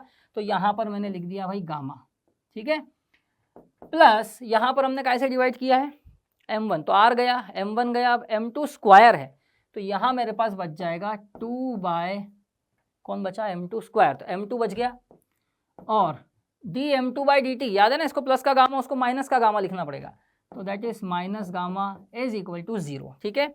तो देखिए ये वाली टर्म हमारे पास निकल कर आ रही है 1/r dr/dt, that will be equal to, तो m1 यानी m2, तो 1/m2 मैंने कॉमन निकाला, नहीं 1/m2 नहीं, गामा विल बी कॉमन, ठीक है। तो ऐसा कर लेते हैं, गामा अपने पास कॉमन, ये पॉजिटिव बन जाएगा, यानी कि 2/m2 है ना, माइनस 1/m1, ठीक है। अब बच्चों हम जानते हैं m1 is very very greater than, यानी कि 1/m1 is very very less than, लिख के भी बता सकता हूँ पर आप समझ ही गए होंगे। तो जब ऐसा होगा तो इस टर्म को हमें नेग्लेक्ट करना पड़ेगा, ध्यान रखिएगा। तो ये वाली जो टर्म निकल के आ जाएगी हमारे पास, ये आ जाएगी बच्चों 2 गामा/m2, है ना। अब इस क्वेश्चन में प्रॉब्लम ये आ रही है कि यहाँ पर सभी में उन्होंने गामा मतलब माइनस लगा के दिया है, ठीक है, हालांकि माइनस आ नहीं रहा, पर जो बेस्ट ऑप्शन है, तो बेस्ट ऑप्शन हम यहाँ पर 2 गामा/m2, क्योंकि हमारा ये आंसर आ रहा है तो हम इसको ही टिक करके चलेंगे, ठीक है। बेस्ट ऑप्शन से भी हमें कई बार सोचना होता है, ध्यान रखिएगा, ठीक है। तो मैंने दोनों तरीके से बताया है कि अगर किसी ने सर्कुलर मोशन मान के कर लिया तो भी गलत नहीं है, बट अप्रोप्रिएट यही होता है कि जब हम रेड्यूस्ड मास माने। हालांकि यहाँ पर फिर भी अप्रोक्सीमेशन है, अगर आप v/r से चल रहे हैं तो आप ऑलरेडी अप्रोक्सीमेट करके सर्कल में ही ला रहे हैं उसको, है ना। तो कहानी घूम फिर के वहीं आ रही है, ये इक्वेशन ये एक्सप्रेशन सब दोनों केस में बनेगी और फाइनली सॉल्व करके कुछ इस तरीके से ही आएगा ये, ठीक है। आप देख पा रहे हैं थोड़ी सी मशक्कत तो है थोड़ी सी, पर अगर थोड़ा ध्यान से सॉल्व करते तो आ सकता था ये। अच्छा, मैं इसमें ये बता सकता हूँ, सर्कुलर मान के भी जिसने कर लिया होगा उसका आंसर तो आ ही गया होगा भाई, है ना। तो ये क्वेश्चन बनाया जा सकता था, ठीक है, तो डुएबल क्वेश्चन में बोल सकते हैं इसको हम, है ना। तो बच्चों ये जो क्वेश्चन थे, ठीक है ना, आपने देखे हैं, तो पेपर डुएबल फॉर्म में था, थोड़ा लेंथी जरूर है, मैं मानता हूँ, उसको पढ़ना पड़ता है, डिकोड करना पड़ता है कि कहना क्या चाहता है ना, पर थोड़ी मेहनत करेंगे तो बन रहा है ना। तो चलिए अब नेक्स्ट वाला जो पार्ट है और भी जो क्वेश्चन है उसके लिए मैं इनवाइट करता हूं अमन माहेश्वरी सर को, वो आएंगे और आगे के और भी क्वेश्चन के सॉल्यूशन आपको बताएंगे। Thank you Ashish sir. कैसा रहा भाई बच्चों पेपर? सबसे पहले तो ये बताओ कमेंट के अंदर। फिजिक्स वाला पार्ट कंपैरेटिवली इजी आया था और सर ने कुछ क्वेश्चन तो डिस्कस कर ही दिए हैं, और अब मैं कुछ क्वेश्चंस करने वाला हूं बच्चों। अब जो क्वेश्चन है, अगला सेक्शन है, वो है multiple correct type. Multiple correct type usually काफ़ी कंपैरेटिवली टफर साइड जाता है, लेकिन इस बार जो पेपर 2 के मल्टीपल करेक्ट टाइप है काफ़ी ईजी आए हैं, और मैक्सिमम क्वेश्चंस मैं तो कहूँगा जो 4 क्वेश्चंस है ना, ये चारों के चारों, बस एक ज्योमेट्रिकल ऑप्टिक्स वाला आपको दिखेगा नहीं आपके क्लास नोट्स में, बाकी तीनों क्वेश्चन आपको क्लास नोट्स में दिख जाएंगे। एग्जैक्टली क्लास नोट से उठकर क्वेश्चन आ गए भाई जेईई एडवांस में, और क्या मैं बोलूं। इसलिए मैं कह रहा हूं कि कंपैरेटिवली इजी पेपर है। तो शुरू करते हैं भाई पहले क्वेश्चन के साथ, मल्टीपल करेक्ट वाला। तो इसके अंदर क्या बोला गया, एक पॉइंट चार्ज है 10⁻⁸ कूलम, पॉजिटिव है, ये 20 सेंटीमीटर की दूरी पर रखा हुआ है from the centre of a neutral conducting sphere, जिसकी रेडियस 10 सेंटीमीटर दे रखी है। अब इस स्फीयर को ग्राउंड कर देते हैं और जो चार्ज स्फीयर पे आया उसको मेजर कर लेते हैं। फिर ग्राउंडिंग को हटा देते हैं और सब्सिक्वेंटली जो पॉइंट चार्ज है ना उसको radially 10 centimetre further away centre से और दूर 10 सेंटीमीटर रेडियली मूव कर देते हैं। मतलब पहले दूरी 20 थी तो अब कितनी हो जाएगी, 30 हो जाएगी। 1/4πε0 की वैल्यू आपको दे रखी है। आपको इसमें क्या क्या बताना है, बिफोर द ग्राउंडिंग क्या पोटेंशियल रहेगा स्फीयर का, charge flown from the sphere to the ground because of grounding, grounding करी है तो ग्राउंड में कितना चार्ज फ्लो हुआ है स्फीयर से, ग्राउंडिंग हटाने के बाद स्फीयर पे कितना चार्ज रह जाएगा, और फाइनल इलेक्ट्रोस्टैटिक पोटेंशियल क्या होगा स्फीयर का। तो बड़े ध्यान से देखते हैं, ये एक स्फीयर है ना, इसको ग्राउंड करना है, कभी ग्राउंड करना है कभी ग्राउंडिंग हटानी है, तो मैंने एक स्विच बना दिया, इसलिए जब ग्राउंडिंग करनी होगी तो स्विच क्लोज कर दूंगा, ग्राउंडिंग हटानी होगी तो स्विच ओपन कर दूंगा। इस स्फीयर की जो रेडियस है वो मुझे क्लियरली कितनी दे रखी है बेटा, वो दे रखी है 10 सेंटीमीटर। तो ये सेंटर इस स्फीयर का और ये जो रेडियस है ये आपको यहाँ पर दे दी है 10 सेंटीमीटर, ठीक है। और इसके सेंटर से 20 सेंटीमीटर दूरी पर यहाँ पर एक पॉइंट चार्ज रख दिया गया है। ये दूरी मान लो 20 सेंटीमीटर और यहाँ पे जो पॉइंट चार्ज रखा गया है वो Q है और इसकी जो वैल्यू है आपको वो दे रखी है 10⁻⁻8 कूलम, ये दे रखी है। तो ग्राउंड करने के पहले इस पर पोटेंशियल बताना है, तो केवल इस पर तो कुछ चार्ज है नहीं, तो उस पॉइंट चार्ज के जैसे जो पोटेंशियल होगा वो इसका इनिशियल पोटेंशियल हो जाएगा, जिसको मैं लिख सकता हूँ 9 × 10⁻9 दैट इज K। उसका जो चार्ज हो जाएगा 10⁻⁸ और इसके सेंटर से जो दूरी है वो 20 सेंटीमीटर है, मीटर में कन्वर्ट करना ना भूलें। तो यहाँ पर 100 लगा देते हैं, इसको सॉल्व कर लेते हैं। तो 10⁻9 और ये कट गया है ना, 0 से 0 कट गया, 4.5 × 100 आया यानी कि 450 वोल्ट। यही आ रहा है बेटा, कितना आ रहा है 450 वोल्ट, ये आपका आ गया इनिशियल पोटेंशियल। अब क्या करा गया, ग्राउंड कर दिया गया, ग्राउंड कर दिया गया तो इसका पोटेंशियल नेट क्या हो जाएगा 0। तो इस पर मान लेते हैं कुछ Q चार्ज आ गया होगा, इसका नेट पोटेंशियल 0 हो गया है। तो इसका नेट पोटेंशियल इस Q चार्ज के से, भाई तुम्हारा कंडक्टिंग स्फीयर है तो इक्वी पोटेंशियल वॉल्यूम होगी, तो Q चार्ज के से पोटेंशियल हो जाएगा KQ/10 सेंटीमीटर, है ना। तो इसको ऐसे लिख लेते हैं और उस चार्ज की वजह से जो पोटेंशियल आ रहा होगा वो आ जाएगा K × 10⁻⁸ डिवाइडेड बाय 20/100, है ना। और ये नेट पोटेंशियल क्या हो जाना चाहिए 0। अगर ये नेट 0 हो जाना चाहिए तो K 100 ये तोड़ गया बेटा। Q की वैल्यू कितनी आ रही है, ये आ जाएगी -10/20 × 10⁻⁸ दैट विल बी -0.5 × 10⁻⁸, जिसको आप लिख सकते हो -5 × 10⁻⁹ कूलम, है ना। ये आ जाएगा भाई। अगर इस पर नेगेटिव चार्ज आया है, मतलब इससे चार्ज निकला होगा पॉजिटिव चार्ज, तो जो चार्ज फ्लो हुआ है इससे ग्राउंड में वो इतना ही हुआ होगा 5 × 10⁻⁹ कूलम, इतना चार्ज फ्लो हुआ होगा ग्राउंड में, है ना। अब वापस आपने यहाँ पर अर्थिंग को रिमूव कर दिया है, अर्थिंग को रिमूव कर दिया तो इस पर जो चार्ज है वो तो उतना ही रह जाएगा, और इस जो पॉइंट चार्ज था इसको आपने खिसका दिया है 10 सेंटीमीटर और, यानी कि यहाँ पर कहीं पहुँचा दिया है। तो ये दूरी हो गई है 30 सेंटीमीटर और ये चार्ज पहुँच गया है यहाँ पर। तो अब जो फाइनल पोटेंशियल होगा वो अपने को लिखना है, फाइनल पोटेंशियल। तो फाइनल पोटेंशियल कितना हो जाएगा बेटा, फाइनल पोटेंशियल, अब थोड़ा सा लॉजिक लगाए ना, तो इनिशियली पोटेंशियल 450 था इस Q चार्ज की वजह से, तो इस पे चार्ज आया होगा, उसकी वजह से जो पोटेंशियल होगा वो -450 होगा, तभी तो नेट 0 बनेगा क्योंकि ग्राउंड करा गया है। तो इस Q की वजह से आप डायरेक्टली लिख सकते हो जो पोटेंशियल होगा वो कितना होगा -450, और जो ये 30 सेंटीमीटर पे है इसकी वजह से हो जाएगा 9 × 10⁻⁹ चार्ज हो गया डिवाइडेड बाय 30 × 100। इसको सॉल्व कर लेते हैं सिंपली, -450 और ये गया ये गया ये गया ये गया, तो ये बचा +300। तो कितना आ गया बेटा, ये -150 वोल्ट, -150 वोल्ट आ रहा है। अब अपन आंसर मैच कर लेते हैं। ये सही दिख रहा है 450, ये सही दिख रहा है इतना ही बहा है, और इस पर नेगेटिव चार्ज इतना ही आया है, ये आपका गलत हो गया है ना, ये गलत हो गया। तो सिंपल सा क्वेश्चन था, मैंने कहा था ना क्लास इलस्ट्रेशन है सिंपल, आपको क्लास में ऐसे खूब क्वेश्चन कराए गए होंगे, इसमें तो मुझे नहीं लगता किसी बच्चे ने गलती करी होगी। कैलकुलेशन भी कोई बहुत टफ नहीं दी उन्होंने, बहुत ही इजी कैलकुलेशन दी और गलती करने के कोई चांस ही नहीं बनते। सिंपल क्वेश्चन है, सिंपल आंसर है। अगला क्वेश्चन ज्योमेट्रिकल ऑप्टिक्स है। देखो ये भी लॉजिकल बेस्ड है, लॉजिक से करोगे तो बहुत इजीली हो जाएगा। क्या बोला गया है, दो आइडेंटिकल कॉन्केव मिरर्स है जिनकी फोकल लेंथ f है, दोनों एक दूसरे को फेस कर रखे हैं, डायग्राम आपको दिया हुआ है, फोकल लेंथ f इनकी साइज के कंपैरेटिव बड़ी है, ग्लास स्लैब की जो थिकनेस है वो t है, रिफ्रैक्टिव इंडेक्स n0 है, इक्वी डिस्टेंस फ्रॉम मिरर ये रखी हुई है and perpendicular to the common principal axis, मतलब सिमेट्रिकल यहां पे रखी हुई है, आपको दिख रहा है फिगर में। Monochromatic point light source is embedded at the centre of the slab. तो ये पॉइंट लाइट सोर्स जो है ना मोनोक्रोमेटिक है, ये एकदम सेंटर में रखा हुआ है स्लैब के प्रिंसिपल एक्सिस पे। तो आपको बताना है कि अगर फाइनल इमेज एस की एस पे ही बने तो क्या डिस्टेंस होगी इन दोनों मिरर्स के बीच की। तो दोनों मिरर्स के बीच की जो दूरी है वो अपन L मान लेते हैं, है ना। ये जो दूरी है दोनों मिरर्स के बीच की ये अपन मान लेते हैं L, दिस इज L, ये L मान ली। अब भाई फाइनल इमेज खुद पे ही बनानी है तो बहुत ही सिंपल सा कंसेप्ट है, जो रेज है वो अपने पाथ को रिट्रेस कर ले तो फाइनल इमेज यही बनेगी रिफ्लेक्शन के बाद, है ना।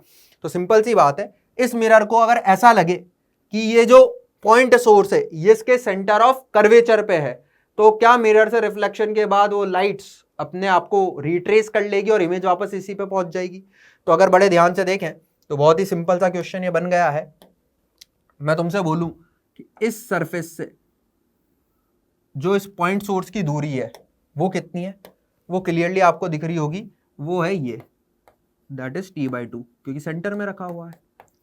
तो एयर से अगर देखें तो ये दूरी कितनी दूरी पर दिखेगी, ये पॉइंट सोर्स की डिस्टेंस क्या दिखेगी इस सरफेस से, वो दिखेगी t/2, refractive index is n0, यही आएगी इसकी अपैरेंट डिस्टेंस, है ना।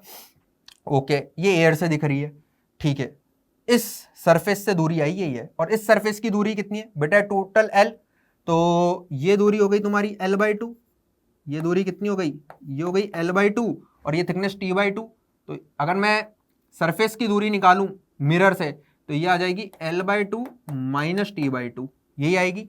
तो ये जाएगी L माइनस t/2, और ये किसके बराबर होना चाहिए, 2f के बराबर, तभी तो रेज रिट्रेस करेगी। अगर ये 2f के बराबर होना चाहिए तो बेटा क्लियरली आ रहा है 4f will be equals to t/n0 minus t plus l। तो जो l की वैल्यू आ गई वो आ गई 4f, और यहाँ से t कॉमन लेकर उधर भेजेंगे तो हो जाएगा t 1 माइनस 1/n0, ये आ जाएगा भाई आंसर। तो ये मेरे हिसाब से ए ऑप्शन में गिवन है, सिंपल, लेकिन मल्टीपल करेक्ट है, और भी तो पॉसिबिलिटीज हो सकती है। तो मैंने एक विचार सोचा, दूसरा विचार क्या हो सकता है, दूसरा विचार ये हो सकता है कि ये तुम्हारा एक कॉन्केव मिरर,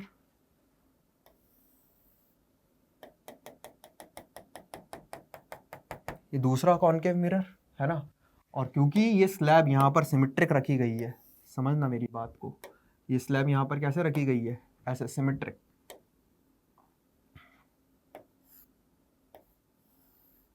और यहां पर ये पॉइंट सोर्स है, और दोनों की फोकल लेंथ भी सेम है, दोनों मिरर्स की, इसकी फोकल लेंथ f, इसकी फोकल लेंथ भी f। तो अगर एक मिरर को लगे कि ये जो पॉइंट सोर्स है ये इसके फोकस पे रखा हुआ है, तो इससे जो रेज आएगी वो इस मिरर से टकराने के बाद पैरेलल हो जाएगी, तो दूसरे मिरर पे पैरेलल रेज पहुंचेगी तो ये वापस उसको कन्वर्ज कहां पे कर देगा, फोकस पे, और क्योंकि सिमेट्रिक रखा हुआ है तो वापस वहीं पे पहुंच जाएगा जहां से रेज शुरू हुई थी, मतलब उसी पे इमेज बन जाएगी जो तुम्हारा सोर्स है। इसका मतलब दूसरी कंडीशन ये बन सकती है, अगर मैं ध्यान से देखूं तो t/2n0, ये जो मेरी डिस्टेंस थी, प्लस L माइनस t/2, ये अगर फोकस के बराबर हो जाए तो भी तो काम चल जाएगा, यहां से जो रेज निकलेगी वो पैरेलल होगी, इससे टकरा कर वापस इमेज वहीं बनाएगी। तो ये हो जाएगा बेटा 2f, that will be equals to t/n0 minus t plus l। तो जो l की वैल्यू आ रही है वो कितनी आ जाएगी, वो आ जाएगी 2f plus t 1 minus 1/n0, ये आ जाएगी भाई। तो ये भी दे रखा है क्या, हाँ ये भी दे रखा है, तो मेरा करेक्ट आंसर बी भी हो गया। तो ए और बी करेक्ट आंसर होंगे, बाकी ये दो incorrect. Simple, very very easy, I hope समझ में आ गया हो। अब वापस इलेक्ट्रोस्टैटिक्स से अगेन ऐसा क्वेश्चन जो कि क्लास नोट्स में मिलेगा ही मिलेगा, हर बच्चे की क्लास नोट्स में होते हैं ऐसे क्वेश्चन। तो यहाँ पर क्या बोला गया है, थिन नॉन कंडक्टिंग शीट्स है, थिन नॉन कंडक्टिंग शीट्स है which are fixed in a configuration 1 and 2, ये दो कॉन्फ़िगरेशन यहाँ दे रखी है। शीट्स पे यूनिफॉर्म सरफेस चार्ज डेंसिटी है जो कि सिग्मा नॉट से इंडिकेटेड है दोनों ही कॉन्फ़िगरेशन के लिए। इनके बीच का जो सेपरेशन है वो 1 माइक्रोमीटर है। और यहाँ पर बोला गया है 1 2 3 4 5 ये 3 यहाँ पर रीजन्स दे रखे हैं और सिग्मा नॉट की वैल्यू दे रखी है। कौन से स्टेटमेंट करेक्ट होंगे निकालना क्या है, रीजन 4 और रीजन 3 में। रीजन 4 कॉन्फ़िगरेशन 1 का और रीजन 3 कॉन्फ़िगरेशन 2 का। इसमें इलेक्ट्रिक फील्ड का मैग्नीट्यूड कैलकुलेट करके बताना है, ठीक है। तो पहले ये कर लेते हैं क्योंकि फिर पोटेंशियल डिफरेंस है, तो पहले ये कर लेते हैं। तो पहले के रीजन 4 में है ना यहाँ पर, और दूसरे के रीजन 3 में यहाँ पर इलेक्ट्रिक फील्ड का मैग्नीट्यूड कैलकुलेट करें भाई। बड़े ध्यान से देख, इस प्लस सिग्मा नॉट की वजह से ऐसे राइटवर्ड डायरेक्शन में होगी, माइनस सिग्मा नॉट की वजह से लेफ्टवर्ड डायरेक्शन में होगी। दोनों की वजह से इलेक्ट्रिक फील्ड क्योंकि यूनिफॉर्म है तो सेम रहेगी, तो ये दोनों की वजह से कैंसिल आउट हो जाएगी। Same goes for these two, cancel out हो जाएगी। और same goes for these two, इस प्लस सिग्मा नॉट की वजह से लेफ्टवर्ड, माइनस सिग्मा नॉट की वजह से राइटवर्ड, कैंसिल आउट। हेंस यहाँ पे जो नेट इलेक्ट्रिक फील्ड आएगी वो कितनी आएगी, वो 0 आनी चाहिए। देख क्या बोला गया है, 0 बोला गया है, करेक्ट हो गया। रीजन 3 में चलते हैं, यहाँ पर चलते हैं भाई। यहाँ पर सिचुएशन देखते हैं। पहले ये चार्ज डेंसिटी सेम है ना, इनके लिए सोच लेते हैं। माइनस सिग्मा नॉट की वजह से लेफ्टवर्ड, प्लस सिग्मा नॉट की वजह से rightward, cancel out. Minus sigma not की वजह से राइटवर्ड, प्लस सिग्मा नॉट की वजह से leftward, cancel out. Plus sigma naught by 2 की वजह से राइटवर्ड, माइनस सिग्मा नॉट 2 की वजह से भी राइटवर्ड। तो इधर इलेक्ट्रिक फील्ड आएगी, वो आएगी सिग्मा नॉट बाय 2, और बाय 2 करूंगा तो 4 एप्सिलॉन नॉट हो जाएगी इंटू 2। तो ये कितनी हो जाएगी, ये 1 की वजह से सिग्मा नॉट भाई जो होती है इलेक्ट्रिक फील्ड होती है sigma naught by 2 epsilon naught, sigma by 2 epsilon naught, sigma naught है नहीं, सिग्मा नॉट तो यहाँ दिया है। इलेक्ट्रिक फील्ड कितनी होती है, सिग्मा बाय एप्सिलॉन नॉट, और यहाँ पर कितना दिया है, sigma naught by 2, sigma naught by 2 epsilon naught होती है ना, नॉन कंडक्टिंग है, sigma naught by 2 epsilon naught, और ये सिग्मा नॉट बाय 2 दिया है तो sigma naught by 4 epsilon naught हो जाएगी, और दोनों की वजह से सेम डायरेक्शन में, इसलिए मैंने मल्टीप्लाई बाय 2 करा है। बात समझ में आ गई ना। तो ये कितनी हो गई बेटा, ये हो गई है यहाँ पर sigma naught by 2 epsilon naught, और डायरेक्शन ऐसे है, बाद में काम आएगा क्योंकि अपने को पोटेंशियल भी निकालना है, वो मैंने क्वेश्चन में देख लिया है। तो ये तो sigma naught by epsilon not बोला, गलत हो गया है। अब पोटेंशियल डिफरेंस फर्स्ट और last sheet configuration 1, potential difference first and last sheet configuration 2। तो इसके लिए तो सभी रीजन्स में इलेक्ट्रिक फील्ड निकालनी पड़ेगी। तो आओ भाई खेल चालू करते हैं, फटाफट इलेक्ट्रिक फील्ड निकालते हैं और फिर पोटेंशियल मिल जाएगा हमको। तो यहाँ पर देखें, प्लस सिग्मा नॉट की वजह से क्या होगी बेटा, बोलो, राइटवर्ड, इसकी वजह से भी राइटवर्ड है ना, और इसकी वजह से तुम्हारी हो जाएगी लेफ्टवर्ड, और इसकी वजह से राइटवर्ड, तो ये तो कैंसिल आउट हो जाएंगे, लेफ्टवर्ड राइटवर्ड कैंसिल आउट, इन दो की वजह से ही बचेगी। और sigma naught by 2 epsilon naught, sigma naught by 2 epsilon naught, तो हो जाएगी sigma naught by epsilon naught, directly लिख सकते हैं, ठीक है। रीजन 2 में आ जाते हैं। रीजन 2 में खेलो गेम। रीजन 2 में बड़े ध्यान से देख, पॉजिटिव की वजह से राइटवर्ड, नेगेटिव की वजह से लेफ्टवर्ड, निपटाओ। पॉजिटिव की वजह से लेफ्टवर्ड, नेगेटिव की वजह से राइटवर्ड, लेफ्टवर्ड राइटवर्ड, निपटा दो। नेट कितनी आई, 0। इसमें आ जाते हैं, इस वाले रीजन में, थर्ड वाले में देखो, पॉजिटिव की वजह से राइटवर्ड, नेगेटिव की वजह से लेफ्टवर्ड, निपटा। पॉजिटिव की वजह से राइटवर्ड, नेगेटिव की वजह से भी उधर ही है भाई, राइटवर्ड ही है, इन दोनों को नहीं निपटा सकते। इस पॉजिटिव की वजह से क्या है, लेफ्टवर्ड, इस नेगेटिव की वजह से राइटवर्ड, इन दोनों को निपटा सकते हैं। तो जो नेट आ गई यहाँ भी, वो कितनी आ गई, sigma naught by epsilon naught, यहाँ की तो 0 कर ही रखी है ना। और अब जो लास्ट वाला बचा है उसको देख लेते हैं। ये देख, राइटवर्ड लेफ्टवर्ड, राइटवर्ड लेफ्टवर्ड, और ये जो बचेगा ये पूरा राइटवर्ड रहेगा, तो sigma naught by epsilon not. अब पोटेंशियल लिखना है, इन और इनका डिफरेंस है ना, फर्स्ट और लास्ट का पोटेंशियल डिफरेंस। तो यहाँ का जो पोटेंशियल डिफरेंस आएगा वो sigma naught by epsilon naught into D आएगा, यहाँ का sigma naught by epsilon not D, यहाँ का तो कोई पोटेंशियल डिफरेंस है ही नहीं, यानी है sigma naught by epsilon naught into D. तो क्या टोटल पोटेंशियल डिफरेंस लिख सकता हूँ 3 times of sigma naught by epsilon naught into D. ये मेरे पास पोटेंशियल डिफरेंस की वैल्यू आ गई। अब वैल्यू पुट कर देते हैं, 3 टाइम्स ऑफ सिग्मा नॉट कितना दिया है भाई, ये देखो डिस्टेंस 1 माइक्रोमीटर है और सिग्मा नॉट की वैल्यू ये रही 9 micro coulomb per metre square. तो देख ले 9 माइक्रोमीटर और ये दिया है 1 माइक्रोमीटर, और जो एप्सिलॉन नॉट है उसकी भी वैल्यू दे रखी होगी 9 into 10 to the power -12, 9 into 10 to the power -12। ये मेरे पास डेल्टा वी बन रहा है। सॉल्व कर लेते हैं भाई, कोई बहुत बड़ी बात नहीं है। 10 टू द पावर -12 खचक खचक खचक खचक, डेल्टा वी की वैल्यू कितनी आ गई 3 वोल्ट, 3 वोल्ट है ना। दूसरे को भी कर लेते हैं फिर आंसर मैच कर लेंगे। अब नीचे वाले में आ जाते हैं, इसमें भी यही निकालना है, सेम तरीके से आपको सॉल्व करना है। तो मैं थोड़ा सा जल्दी जल्दी लिख देता हूँ, है ना, जैसे वहाँ करा है वैसे ही करते हैं, कोई बहुत बड़ी बात नहीं है। माइनस सिग्मा नॉट की वजह से क्या रहेगी भाई, क्लियरली दिख रहा है, टूवर्ड्स इटसेल्फ रहेगी, मतलब राइटवर्ड, और इसकी वजह से लेफ्टवर्ड, राइटवर्ड लेफ्टवर्ड कट गए इन दोनों की वजह से, इसकी वजह से भी लेफ्टवर्ड, उसकी वजह से भी लेफ्टवर्ड, तो आ जाएगी sigma naught by 4 epsilon naught, sigma naught by 4 epsilon naught, तो नेट आएगी sigma naught by 2 epsilon naught, sigma naught by 2 epsilon naught. यहाँ पर अगर बात करें 2 वाले में, तो सेकंड वाले में देखते हैं क्या रहेगा सीन। इस नेगेटिव की वजह से होएगी लेफ्टवर्ड, इसकी वजह से भी लेफ्टवर्ड, इसकी वजह से राइटवर्ड, उसकी वजह से लेफ्टवर्ड, तो इन दोनों का तो कट जाएगा, है ना। यहाँ पर इनकी वजह से कितनी आ गई बेटा, लेफ्टवर्ड आई है sigma naught by 2 epsilon naught, और इनकी वजह से राइटवर्ड जाएगी, that will be equals to sigma naught by 4 epsilon naught. तो जो नेट आएगा वो आपको क्लियरली दिख रहा है, जो नेट आएगा वो इधर आ जाएगा sigma naught by 4 epsilon naught into 2 होगा ना, सॉरी, ये हो जाएगा सिग्मा नॉट, बड़े ध्यान से देखना, sigma naught by 2 epsilon naught into 2, तो sigma naught by epsilon naught तो ये होगा, और ये हो जाएगा 2 एप्सिलॉन नॉट, तो नेट आ जाएगी 2 एप्सिलॉन नॉट ऐसे। फिर फोर्थ वाले में चल लो, तो फोर्थ वाले में चल लो, अब पूरा सॉल्व ऐसे ही करना है यार, मैं डायरेक्टली लिख देता हूँ, सिमेट्री से दिख ही रहा होगा वैसे बच्चों को, टिचिक टिचिक टिचिक, तो टिचिक इधर आ जाएगी sigma naught by 2 epsilon naught, और इधर हो जाएगा sigma naught by 2 epsilon naught, ये होगा।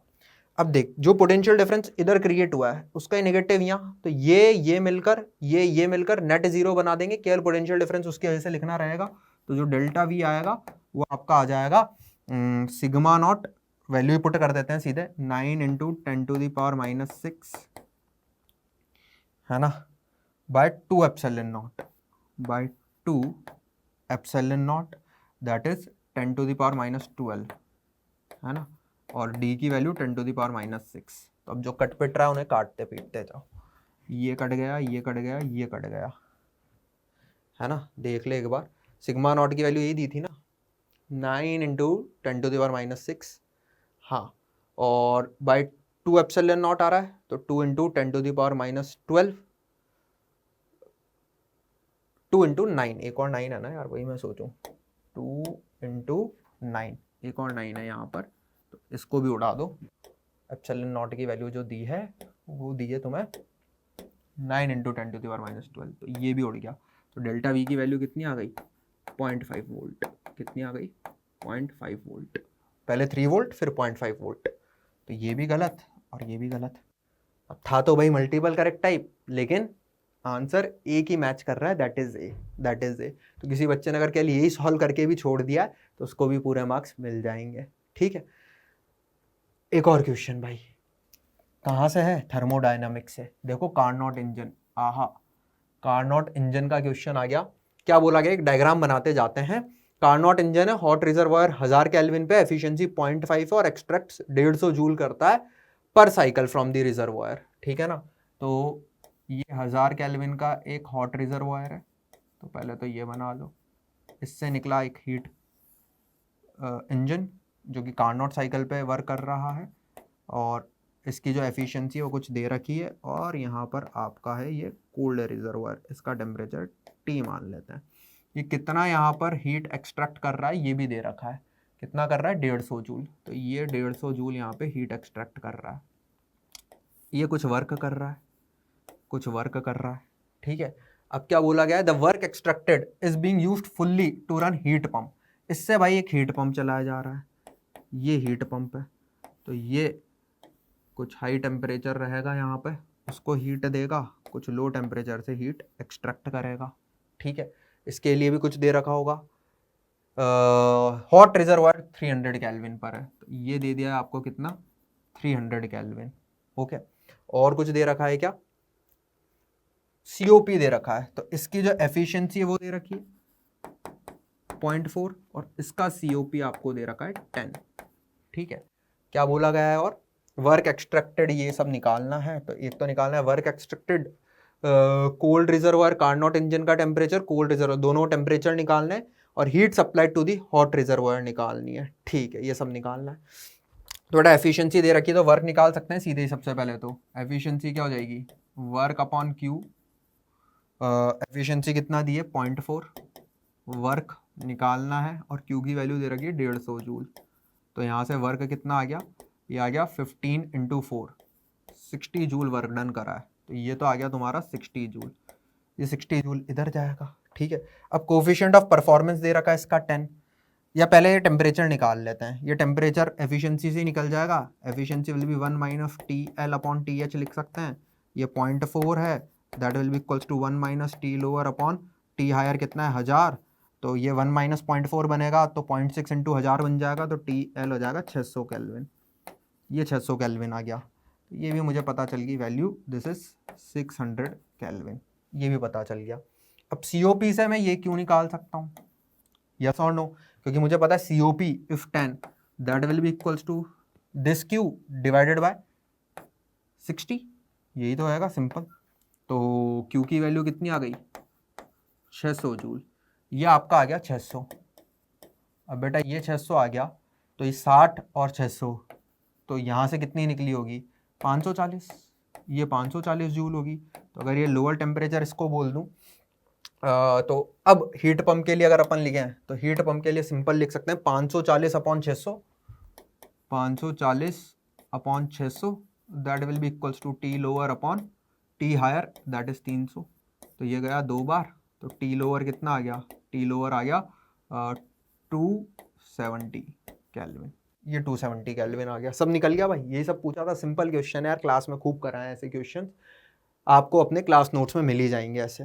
तो वर्क 60 आया है, टेम्परेचर 600 केल्विन आया है, ये 270 ही आया है, एक बार चेक कर लेते हैं, 270, 600 और वर्क 60 मुझे पता था। और एक और क्या चीज़ पूछी, heat supplied to the hot reservoir, hot reservoir को तो 600 जूल सप्लाई हुई है, 540 नहीं, तो वो गलत हो जाएगा।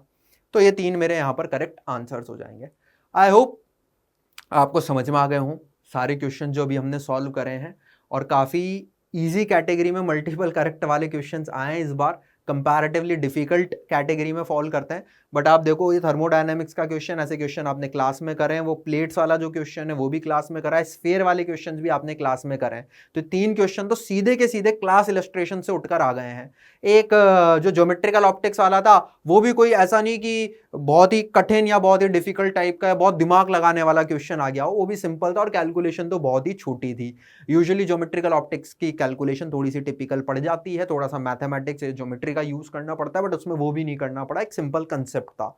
आई होप आप सभी का पेपर अच्छा गया हो। अब मैं इन्वाइट करूंगा देवेश गुप्ता सर को, वो आएंगे और वो इसके आगे के जो क्वेश्चन है जेईई एडवांस 2025 पेपर 2 के डिस्कस करेंगे आप लोगों के साथ।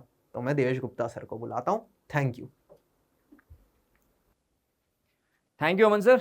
हाँ तो बच्चों, अभी तक जो जेईई एडवांस का आपने सोल्यूशन देखे, उसके हिसाब से आपको भी लगा होगा पेपर कैसा था, इजी। मतलब मेरे हिसाब से पेपर कैसा था, इजी। इस मतलब आप देखोगे इस पेपर में काफी सारे सवाल आपको अपने नोट्स में, आपके मॉड्यूल में दिख जाएंगे, बिल्कुल उसी टाइप के। ठीक है, तो स्टार्ट करते हैं। अभी तक आपको अमन सर ने कराया था मल्टीपल चॉइस, मैं आपको कराऊंगा इंटीजर टाइप। चलो लेट्स स्टार्ट। पहला सवाल देखते हैं कि a conducting solid sphere of radius r and mass m carries a charge q। ठीक है, a sphere is rotating about an axis passing through its center with a uniform angular speed omega। एक solid sphere, solid conducting sphere, इस पे क्या है, charge कितना है q, मास कितना है इसका m, ओमेगा से घूम रहा है। The ratio of magnetic dipole moment to angular momentum about the same axis is given by alpha into q by 2m. The value of alpha is।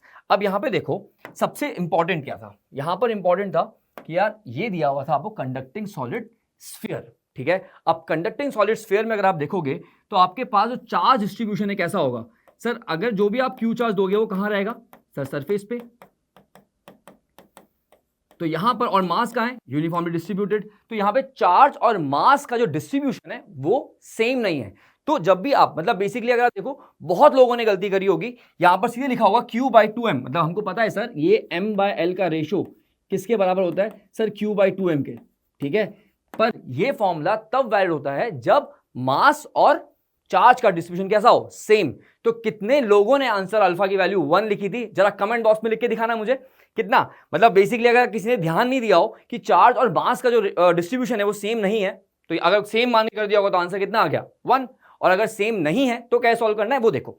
अब यहां पर क्या, इसको इस तरह सॉल्व नहीं करते, यहां पर ये फॉर्मूला तब लगता है जब चार्ज और मास का डिस्ट्रीब्यूशन क्या हो, सेम हो। तो बेसिकली अब क्या करना है, अब हमारे पास, हम इसको क्या माने, कंडक्टिंग शेल। क्या मानेंगे इसको, कंडक्टिंग शेल। अगर मान लो एक कोई कंडक्टिंग शेल है, मास m का, रेडियस r, चार्ज q है उसके ऊपर, तो क्या उसका मैग्नेटिक मोमेंट निकाल सकते हैं, बिल्कुल सर। तो वहां पे तो आप लिख सकते हो m/l is equal to Q/2m, ठीक है। एक हमारे पास हमने माना क्या, कंडक्टिंग शेल है, इस पे चार्ज कितना है q, मास कितना है उसका m, और रेडियस कितना है r। तो यहां पर मास और चार्ज का डिस्ट्रीब्यूशन क्या हो जाएगा, सेम।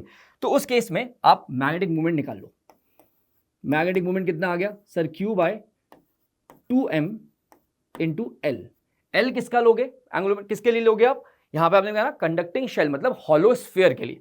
तो यहां पर कितना हो जाएगा सर, ये हो जाएगा Q/2m, और ये हो गया हमारे पास 2/3mr², ठीक है सर।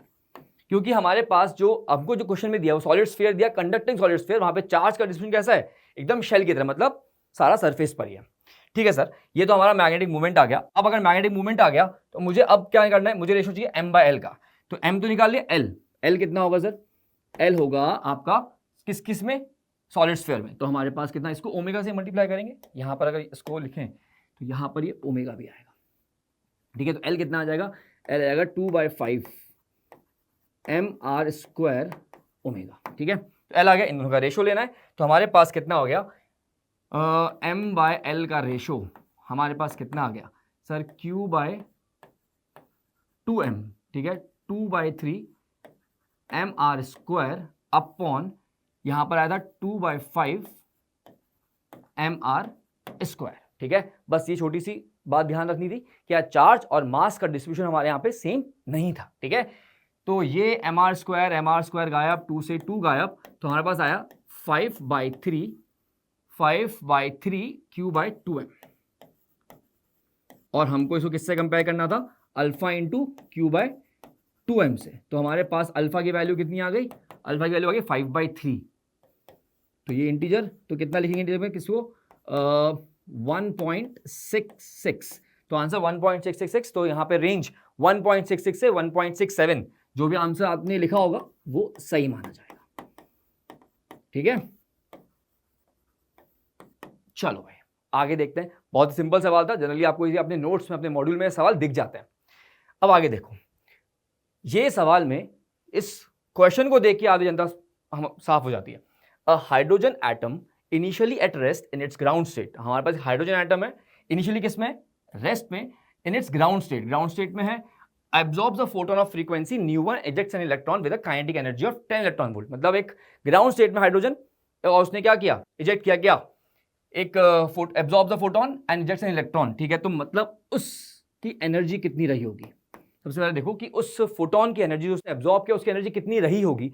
इस स्टेटमेंट से अगर हम देखें तो कितना 13.6 तो उसको बाहर निकालने में लगी होगी, और साथ में वो कितनी एनर्जी लेके गया, 10 इलेक्ट्रॉन वोल्ट। तो हमारे पास कितना हो गया, ये हो गया हमारे पास कितना 23.6 इलेक्ट्रॉन वोल्ट। ये आपका इतनी एनर्जी का आपको फोटोन एब्जॉर्ब हुआ होगा, क्योंकि उसने दो काम किए ना, इलेक्ट्रॉन को बाहर निकाला और उसके पास बची हुई एनर्जी कहां चलेगी, उसकी काइनेटिक एनर्जी में, जो कि दे रखा 10। तो 10 plus 13.6 that is 23.6 electron volt, ठीक है भाई। अब आगे देखो, the electron then combines with the positron at rest. ये इलेक्ट्रॉन एक पॉजिट्रॉन से टकराता है, पॉजिट्रॉन से मिलता है।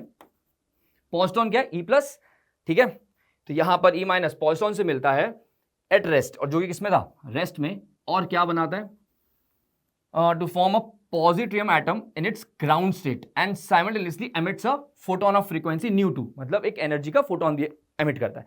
तो हमारे पास यहाँ पे क्या बचा, पॉजिट्रोनियम, यहाँ पे क्या बचा, ये बचा पॉजिट्रोनियम, तो ये हमारे पास, और एक एनर्जी हमारे पास E2 जो रिलीज हुई। ठीक है, ये अभी तक समझ में आता है मुझे। The centre of mass of the resulting positive atom moves with the kinetic energy of 5 electron volt, मतलब जो एटम बना ये, तो ये इसका सेंटर ऑफ मास है बेसिकली क्या, 5 इलेक्ट्रॉन वोल्ट काइनेटिक एनर्जी चल भी रहा है।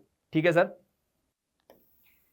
It is given that positron has the same mass as that of electron, मतलब इलेक्ट्रॉन का मास और पॉजिट्रॉन का मास उन्होंने क्या दिया, सेम। ठीक है, and the positronium atom can be considered as a Bohr atom, Bohr atom की तरह सारे, मतलब अगर हम देखें बोर एटम को, क्या बोर मॉडल को फॉलो कर रहा है, in which the electron and positron orbit around their center of mass considering no other energy loss, मतलब बेसिकली क्या, यहां पर सेंटर ऑफ मास के अबाउट वो घूम रहे हैं, मतलब ये सेंटर ऑफ मास है और यहां पर E माइनस और E प्लस, मतलब बेसिकली ये घूम रहे हैं, और साथ में उन्होंने एक E2 का जो फोटोन एमिट किया है, और साथ में इसका सेंटर ऑफ मास की स्पीड, मतलब जो काइनेटिक एनर्जी कितनी है, 5 इलेक्ट्रॉन वोल्ट, ये सब हमको देखना है। तो बेसिकली सिंपल सी बात है, हमारे पास जो इलेक्ट्रॉन निकला था कितनी एनर्जी लेकर निकला था सर, 10, कितना, 10 इलेक्ट्रॉन वोल्ट वो लेकर निकला था। ठीक है, वो कहां कहां गई, वो जब गया तो उसने क्या बनाया, एक इससे रेस्ट से वो था, जब पॉजिट्रॉन उससे टकराया था उसके बाद तो एनर्जी थी नहीं, तो 10 इलेक्ट्रॉन वोल्ट इसके पास थी, 0 इसके पास थी, तो अब क्या हुआ, तो 10 प्लस 0, मैं सिर्फ क्या कर रहा हूं, एनर्जी कंजर्व कर रहा हूं कि भाई कितनी एनर्जी थी और कितनी एनर्जी कहां, मतलब उस साइड किधर किधर है, पॉजिट्रियम। अब यहां पे उन्होंने क्या बोला, इसके लिए बोला है ग्राउंड स्टेट में। ठीक है, ground state and simultaneously emits a photon of frequency ν2। ठीक है, तो हमारे पास एक उसकी एनर्जी कितनी होगी वो देख लेंगे, पॉजिटिव एटम की प्लस E2 जो उसने एमिट किया, प्लस वो सिस्टम 5 इलेक्ट्रॉन वोल्ट की एनर्जी से आगे बढ़ रहा है, मतलब काइनेटिक एनर्जी उसके पास है। ठीक है, अब आगे देखो, मेरा मेन मकसद क्या है, EP निकालना, मतलब पॉजिटिव एटम की एनर्जी निकालना। ठीक है, तो वो कैसे निकालते थे, याद करो, यहां पर हमारे पास अगर मैं देखूं तो -13.6 Z²/n², ये हमारे पास बोर मॉडल के हिसाब से था। अब यहां पर अगर बोर मॉडल के हिसाब से था तो यहां पर हम क्या करते थे, यहां पर वहां तो उस समय न्यूक्लियस रेस्ट पे था और हमारे पास इलेक्ट्रॉन घूमते थे, यहां पर क्या है, दोनों चीज घूम रही है और अपने सेंटर ऑफ मास के अबाउट घूम रही है, ये E+ और ये E-, दोनों का मास क्या है, m, और इसका मास भी क्या है, m। तो यहां पर आप क्या करते हो, मास के प्रोपोर्शनल होता है, तो मास से डिवाइड करो इलेक्ट्रॉन का मास, और ये म्यू से रिड्यूस मास से मल्टीप्लाई कर दिया, तो भाई μ/m। तो हमारे पास ये देखोगे -13.6 Z²/n² म्यू कितना हो जाएगा, म्यू है रिड्यूस मास, तो वो हो जाएगा m1 m2 upon m1 plus m2, तो ये तो हो गया कितना, m/2, तो यहां पर पुट कर दोगे m/2 और ये मास, तो ये कटा, तो हमारे पास कितना बचा, -13.6 Z²/n²। ठीक है भाई, और ये 1/2, ये एनर्जी बची हमारे पास किसी भी स्टेट की, किसकी, पॉजिटिव एटम की। तो यहां पर हमको बोला ग्राउंड स्टेट, और हाइड्रोजन लाइक एटम है तो Z की वैल्यू 1 बेसिकली यहाँ पे, और यहाँ पे वो कितना है, तो Z कितना है 1, n भी कितना है आपका 1, तो यार भाई Z 1 है, n की वैल्यू कितनी है 1 है, तो आपके पास ये कितना आ गया 13 - 13.6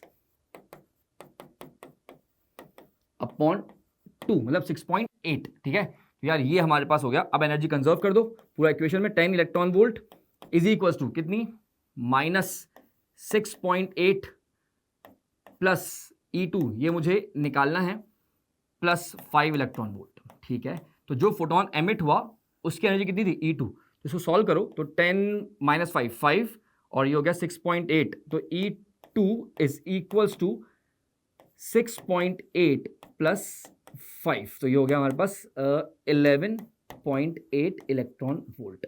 ठीक है, ये आपकी E2 आ गया, मतलब जो फोटोन रिलीज हुआ होगा उसकी एनर्जी कितनी थी, 11.8। ठीक है भाई, अब हमसे पूछा क्या जा रहा है, हमसे पूछा जा रहा है the whole process, the difference between the two photon energies, दोनों फोटोन की एनर्जी में डिफरेंस, मतलब E1 minus E2 basically. E1 कितना था आपके पास 23.6, तो E1 माइनस E2 कितना होगा सर, वो तो है हमारे पास 13.6,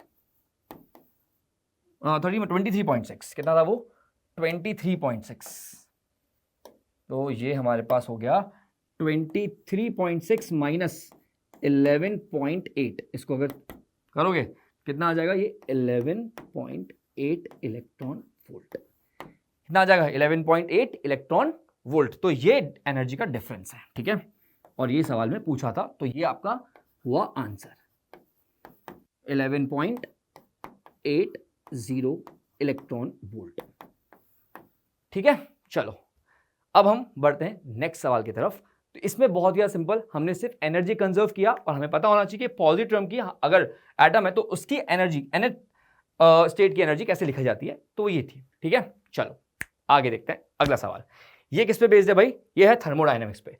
an ideal monoatomic gas off n mole is taken through a cycle WXYZW, ठीक है, WXYZ और W पे वापस, consisting of consecutive adiabatic and isobaric quasi-static process as shown in the systematic VT graph आपको दिया हुआ है, और आपको बोला गया कि हमारे पास क्या आइसोबारिक और एडियाबैटिक प्रोसेस। तो हमको समझ में आ रहा है कि ये दो हमारे पास आइसोबारिक और बाकी दोनों दूसरे कैसे हैं, एडियाबैटिक, ठीक है भाई। और चारों पॉइंट की हमको वॉल्यूम दे रखी है, तीनों पॉइंट की हमको दे रखी है, W की, X की, Z पर, इन पर, यहाँ पर हमें वॉल्यूम पता है। If the absolute temperature of the gas is TW at the point W such that, ये हमको कुछ एक वैल्यू दे रखी है, यूज कर लेंगे। Then the amount of heat absorbed by the gas along the path XY के अलोंग आपको कितनी एनर्जी मतलब हमारे पास एब्जॉर्ब हुई है, तो Q निकालना है, QXY निकालना है, ठीक है। और QXY हमारे पास क्या है, NCP डेल्टा T, क्या है वो, NCP डेल्टा T, ये तो करना है, ठीक है, सही बात है। या फिर अगर आप देखो तो हमारे पास क्या आ जाएगा, ये हमारे पास Q आ गया कितना, P del V plus F/2 NR delta T, तो हमारे पास हो गया NR delta T 1 plus F/2 R, तो हमने अंदर ले लिया, यहाँ पर हमारा F/2, ये बहुत सिंपल, हमको ये सॉल्व करना था, ठीक है। ये हमको QXY निकालना है। अब मुझे इसके लिए क्या चाहिए, मुझे इसके लिए क्या चाहिए, डेल्टा T, बाकी सब तो मुझे पता है, F की वैल्यू दे रखी है, मोनोएटॉमिक लिख देंगे, NR आपको दे रखा है, NR TW की वैल्यू हमको पता है। चलो अब इसको स्टार्ट करते हैं। सबसे पहले हम अगर देखें तो यहाँ से और यहाँ इस वाले प्रोसेस की बात करें तो एडियाबैटिक प्रोसेस, तो यहाँ पर क्या है, कौन सा है ये VT ग्राफ, तो अगर हमको इसमें लिखें तो VT gamma -1 is equals to क्या हो जाएगा, कांस्टेंट, तो ये हमारे पास W से स्टार्ट कर रहे हैं, तो W इज इक्वल्स टू, यहाँ पर X पे जाओगे VX TX गामा -1, तो हमारे पास ये हो गया, एक मिनट इसको हमने लिख दिया है गलत, एक मिनट को, ये हमारे पास हो जाएगा क्या, हमारे पास TV gamma -1 is equals to constant, ठीक है। तो हमारे पास TW, यहां से आए TW से अपन ये TX इज इक्वल्स टू, यहां पर आ जाएगा VX gamma -1 upon VW gamma -1, ठीक है। तो यहां पर आप देखो VX कितना दे रखा है, आपको ये चेक करना पड़ेगा, VX कितना दे रखा है, ये हम लिख लेते हैं, वैल्यूज बार बार काम आएगी। तो हमारे पास W की वैल्यू पे है हमारे पास 64, 125, 250, तो यहां पर हमारे पास 64 है W पे, उसके बाद 125, ये है हमारे पास 125 यहाँ वॉल्यूम, और यहाँ पे 250, ठीक है। तो हमारे पास यहाँ देखें तो यहाँ पर हमारे पास कितनी है, 64, यहाँ है 125, ठीक है। तो यहाँ पुट करें अगर हम यहाँ पे इसको VX, और ये हो गया 125 अपॉन 64 गामा -1, तो यहाँ पर हमारे पास गामा कितना है, अब गामा कितना होता है, गामा होता है हमारा 1 + 2/f, डिग्री ऑफ फ्रीडम कितनी है 3, तो 1 + 2/3, तो 3 कितना हो गया, ये हो गया 5/3, हमारे पास गामा कितना आ गया 5/3, पुट करेंगे यहाँ पे 5/3 - 1, तो हमारे पास कितना हो गया 1, ये तो हो गया हमारे पास 5/4 होल क्यूब, और ये हो गया गामा -1, गामा कितना है 5/3 - 1, तो 2/3, 3 से कटा 2, तो हमारे पास हो गया 25/16, तो TW अपॉन TX का जो आया वो आया 25/16, ठीक है। TW, यहाँ TW और TX के जो टेम्परेचर रिलेशन है वो ये आ गया TW अपॉन TY इज 25/16। अब चलते हैं X और Y पर। हमारे पास X और Y क्या है, यहाँ पर हम देखें ये कौन सा है, आइसोबारिक, आइसोबारिक है तो V/T कांस्टेंट, तो V/Vx upon TX is equals to VY upon TY। तो Vx कितना है, Vx आपके पास है इसको अगर हम देखें ये तो हो गया 125 और Vy कितना है आपके पास, वो था 250, तो वो हो गया 250 इज इक्वल्स टू ये TX अपॉन TY। मतलब अगर देखें 120 है तो 250, हमारी वॉल्यूम डबल हो रही है तो टेम्परेचर को देखना था, टेम्परेचर डबल भी हो रहा होगा, तो यहाँ पर ये कटा 1/2। तो एक और रिलेशन आया हमारे पास, क्या, ये TX इज इक्वल्स टू हमारे पास हो गया TY/2,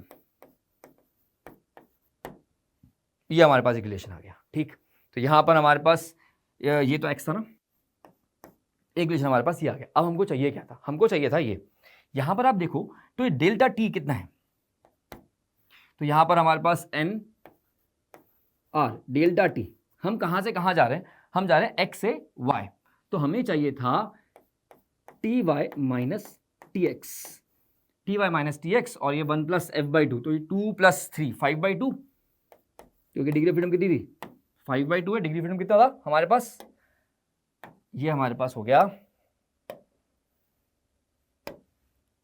5/2, क्योंकि हमारे पास डिग्री ऑफ फ्रीडम कितना था 3, F आ गया आपके पास 3, तो 2 + 3 5/2, बहुत बढ़िया। अब समझो इसको हमको निकालना है TY minus TX, TY minus TX। तो भाई यहाँ पे देखो हमको ये समझ में आया था कि यार y से जा रहे तो हमारे पास टेम्परेचर क्या हो गया था, डबल हो गया था ना, तो अगर मेरे को इसको लिखना है तो मैं इसको लिख दूं NR 2TX माइनस TX 5/2, तो TX कितना, मतलब कितना हो गया TX, तो हमारे पास NR, तो ये Q कितना आ गया आपका, आपके पास Q आ गया NR, यहां बचा TX और बचा 5/2, ठीक है। तो अब हमारे पास TX, हमको TW के टर्म्स में लिखना है, क्योंकि हमको जो कुछ दिया होता है NR TW की वैल्यू दे रखी है, तो TW के फॉर्म में लिखना है, तो TX से TW निकाल लेंगे, यहां से कितना हो गया भाई, TX आ गया हमारे पास, इससे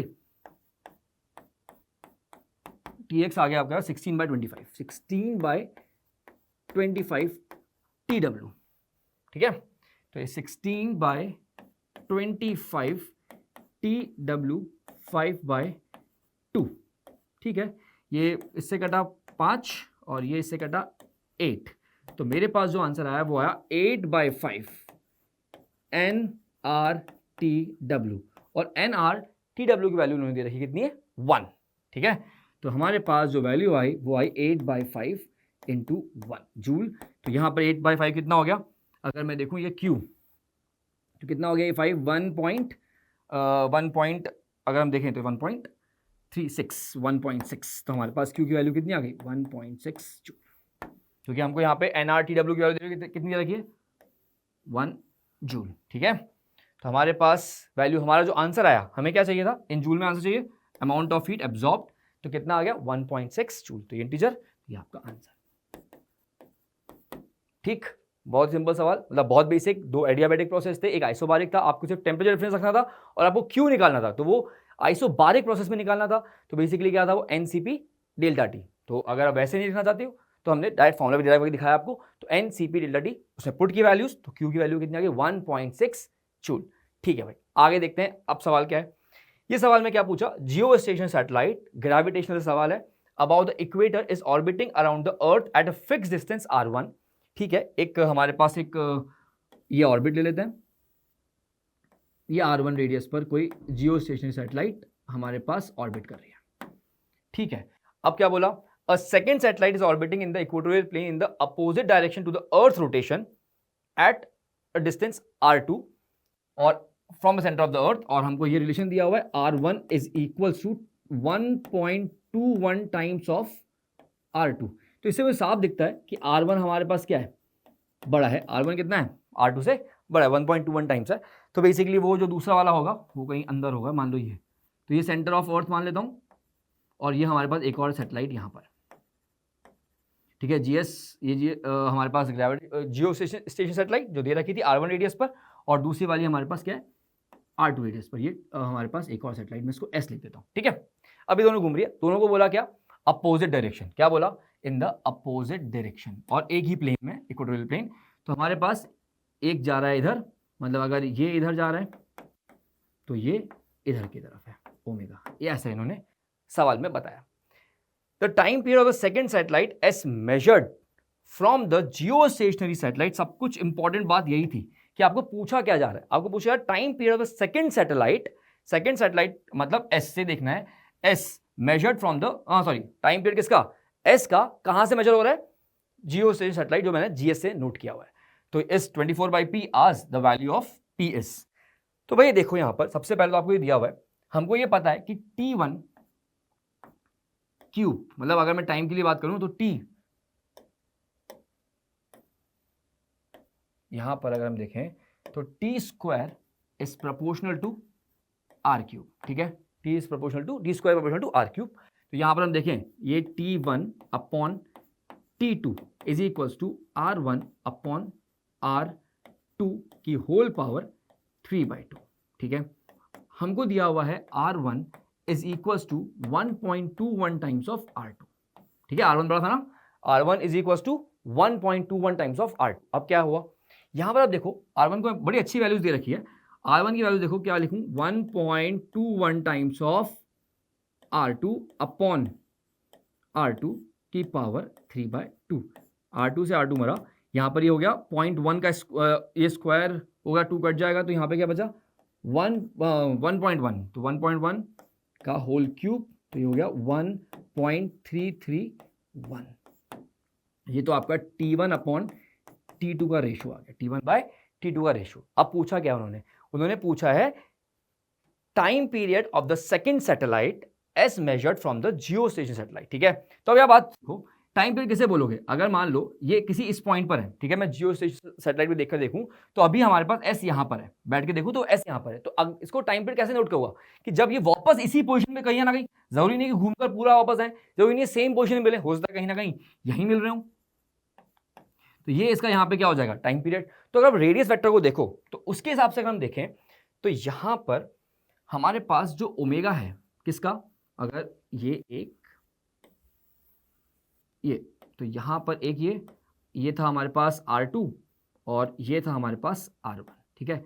अभी के लिए वो स्टार्टिंग पॉइंट ये थे, ये हमने दोनों अपोजिट में माने थे। तो अगर आप देखो ये दोनों साथ साथ घूम, मतलब ये एक रेडियस वेक्टर ओमेगा 1 से घूम रहा है, एक घूम रहा है ओमेगा 2 से, दोनों अपोजिट डायरेक्शन में। तो अगर मैं उसकी बात करूं रिलेटिव की, तो हमारे पास कितना हो जाएगा ओमेगा 1 प्लस ओमेगा 2।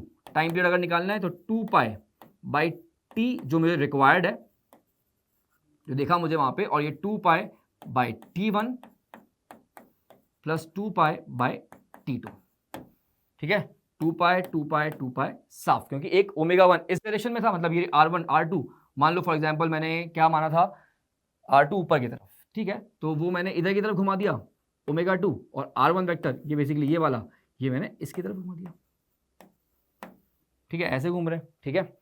तो हमारे पास ये तो वो हो गया 1/t रिक्वायर्ड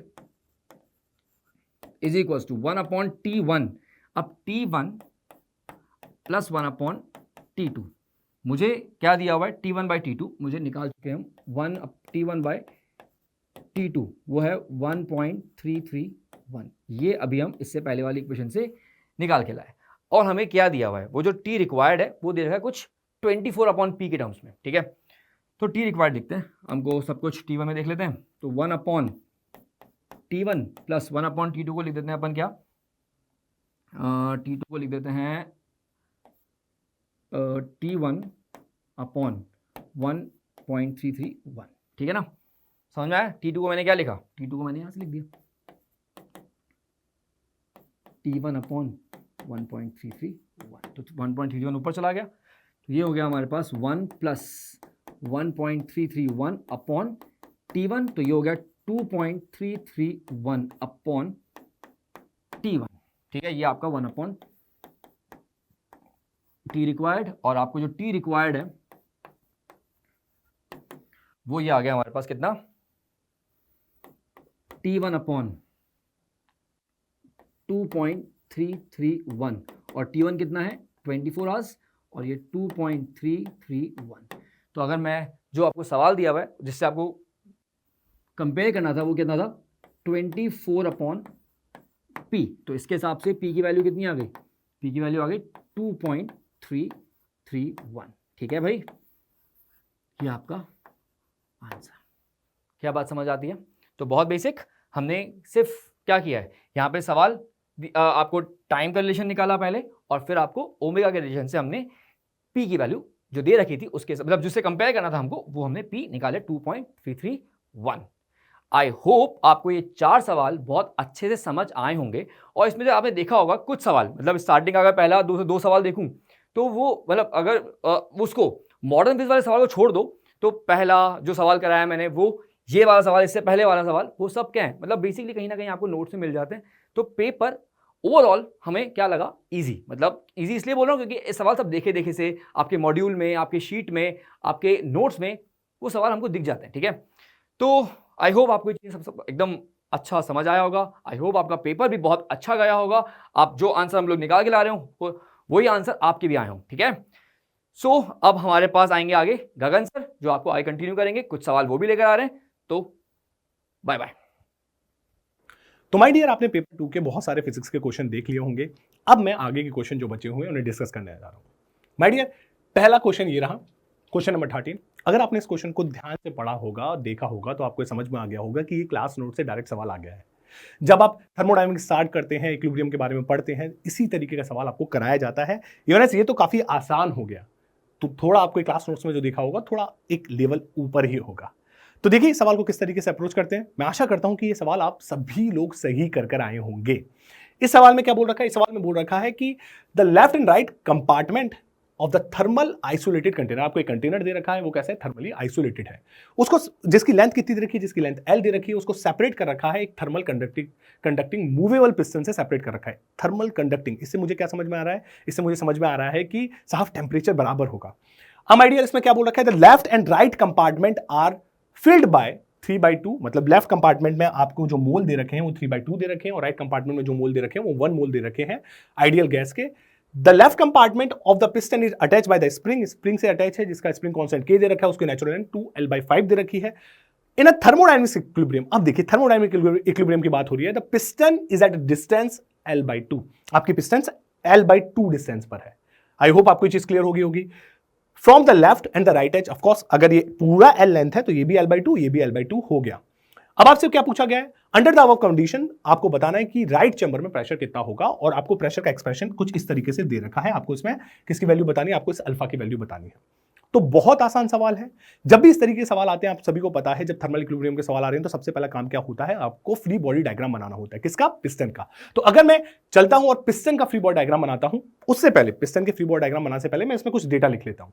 आपको क्या बोल रखा है, आपको ये बोल रखा है कि यहां पर जो नंबर ऑफ मोल्स है ये 3/2 है और यहां पर 1 है। मैं यहां पर लिख लेता हूं कि प्रेशर जो है यहां पर राइट चैम्बर में PR है और लेफ्ट में PL है। ये दो चीजें होंगी। अब आपको एक और चीज दे रखी है कि आपकी पिस्टन कैसी है, आपकी पिस्टन कंडक्टिंग है। कंडक्टिंग है दैट मींस आपको इंफॉर्मेशन दी जा रही है कि यहां का टेंपरेचर और यहां का टेंपरेचर बराबर है।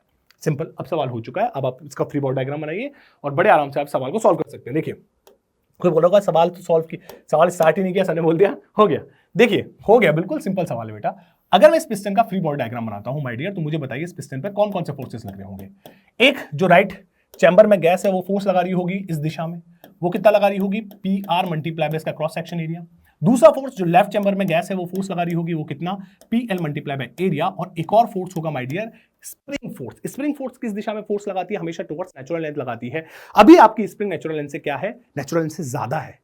तो माय डियर फोकस होकर देखिएगा, तो ये फोर्स कैसे लगाएगी, इस दिशा में फोर्स लगाएगी, वो कितना लगाएगी, KX। ये इक्विलिब्रियम में दे रखा है, इक्विलिब्रियम में दे रखा है, तो इसमें नेट फोर्स बराबर 0, तो मतलब इस साइड के फोर्स बराबर इस साइड के फोर्स में लिख सकता हूं। तो मैं जब ऐसा लिख रहा हूं तो माय डियर फोकस होकर देखिए, PL मल्टीप्लाई बाय A बराबर KX plus PR multiply bye A। इसको फर्दर इस फॉर्म में लिख दूं, A का डिवाइड कर देता हूं जिससे मुझे और क्लियरिटी मिलेगी। अब मुझे क्या चाहिए, मुझे PR चाहिए, बट इस इक्वेशन में PL भी है। अगर मैं किसी तरीके से PL को रिप्लेस कर PR के टर्म में लिख दूं तो मैं बड़े आराम से अपने आंसर को निकाल सकता हूं। तो अब किस तरीके से PL को रिप्लेस करके PR के टर्म में लिखा जाए, आइडियल गैस इक्वेशन से। आइडियल गैस इक्वेशन से कैसे, आपको नंबर ऑफ मोल दे रखे हैं, आपको पता है दोनों साइड का टेंपरेचर बराबर है, तो मैं आइडियल गैस इक्वेशन दोनों के लिए लिखता हूं। तो मैं आइडियल पहले के लिए लिखता हूं, तो देखिए PL मल्टीप्लाई बाय वॉल्यूम। ये लेंथ कितनी है, ये लेंथ L/2, ये भी L/2, मतलब वॉल्यूम दोनों का बराबर हो गया, बराबर N 3/2 R multiply by T। My dear, अगर इसकी बात करूं तो PR multiply by volume, number of mole 1 multiply by R multiply by T, तो ये PL कितना निकल कर आ रहा है, ये आ रहा है आपका 3/2 मल्टीप्लाई बाय PR। तो मैं 1.5 भी लिख सकता हूं। तो अब PL को बस रिप्लेस कर देता हूं मैं 1.5 मल्टीप्लाई बाय PR, और ये यहां से आ गया आपका, यहां से एक और PR मैंने साइड ले लिया और ये हो गया KX बाय A। तो माय डियर, अगर मैं PR की बात करूं तो PR आ गया आपका KX by A multiply by 0.5। I hope यहां तक आपको समझ में आया होगा। क्या ये आंसर हो गया? नहीं, ये आंसर नहीं है। अब आपको क्या चाहिए? आपको सिर्फ x की वैल्यू चाहिए। x की वैल्यू पता चलती है, आपका आंसर आ जाएगा। x कैसे निकाले? x आपकी स्प्रिंग नेचुरल लेंथ से कितनी खिंची हुई है, ये तो कैलकुलेट करना है। तो देखिए, नेचुरल लेंथ से कितनी खिंची हुई है, आपको बोल रखा है ये L/2 है, नेचुरल लेंथ 2L/5 दे रखी है, तो ये कितना हो गया, ये L/10 हो गया। L/10 अगर मैं यहां पर सब्स्टिट्यूट करता हूं तो K L/10, माय डियर, इसको A, इसको मैं 1 कैसे लिख देता हूं, इसको मैं लिख देता हूं 0.5 दे रखा है, तो मैं 0.5 दे रखा है तो मैं इसको ऐसे लिख देता हूं। 0.5 को क्या लिख सकते हैं बेटा, 0.5 ही लिख दीजिए, कोई दिक्कत नहीं है। 0.5 लिख दिया मैंने यहां पर, 0.5 लिख दिया। आई होप आपको ये चीज क्लियर होगी। अब आपको इसको सॉल्व करना है। 1/2 लिख दीजिए, वैसे 1/2 से साफ दिख देगा। तो अगर आप इसे सॉल्व करेंगे तो ये क्या आ रहा है सॉल्व होकर, ये आ रहा है KLA मल्टीप्लाई बाय 5, इस तरीका का आ रहा है। क्या ये आपका आंसर है? ये भी आपका आंसर नहीं है। आपको किस फॉर्म में आंसर देना है, आपको मल्टीप्लीकेशन के फॉर्म में, KL divide by A multiply by alpha के फॉर्म में आंसर देना है। तो मैं इस 5 को क्या लिख दूं, यहां से 5 को लिख देता हूं बेटा, 1/5 को लिख देता हूं 0.20 लिख देता हूं। क्यों? क्योंकि 2 डेसिमल तक आपसे पूछा गया है। तो अगर आपके आंसर की बात की जाए तो आपका आंसर कितना आ गया, 0.20 के बराबर आ गया। आई होप आपको ये चीज क्लियर होगी। देख लीजिए, यही एक्सप्रेशन पूछा गया था और इस फॉर्म में मैंने एक्सप्रेशन को लिख दिया। तो चलिए, ये सवाल तो काफी आसान था। अगले सवाल की बात करते हैं। अगला सवाल क्या है? अगला सवाल आपका है यंग्स डबल स्लिट एक्सपेरिमेंट से। अगर आपने सवाल को पढ़ा होगा तो ये भी आपको क्लास नोट्स में दिख गया होगा।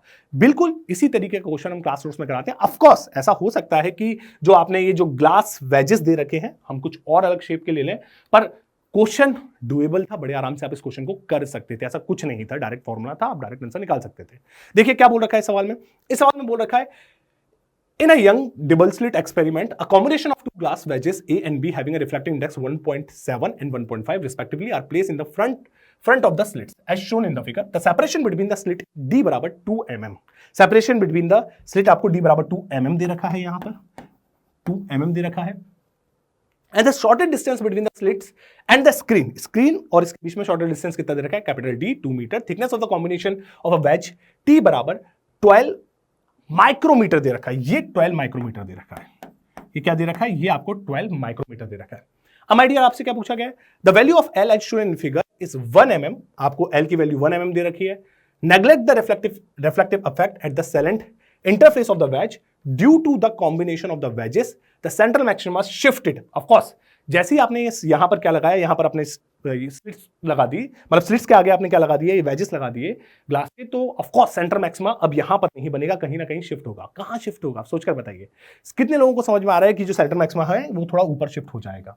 क्यों? आपको दिख रहा होगा इनकी रिफ्लेक्टिव इंडेक्स कितनी है। तो अब आपको सिर्फ यही निकालना है कि ये कितना ऊपर शिफ्ट हुआ होगा। इसका फॉर्मूला आपको डायरेक्ट पता है, मतलब इसके फॉर्मूले में आपको पता है डायरेक्ट। अब इसके लिए आपको क्या चाहिए, सिर्फ और सिर्फ आपको ऑप्टिकल पार्ट डिफरेंस चाहिए।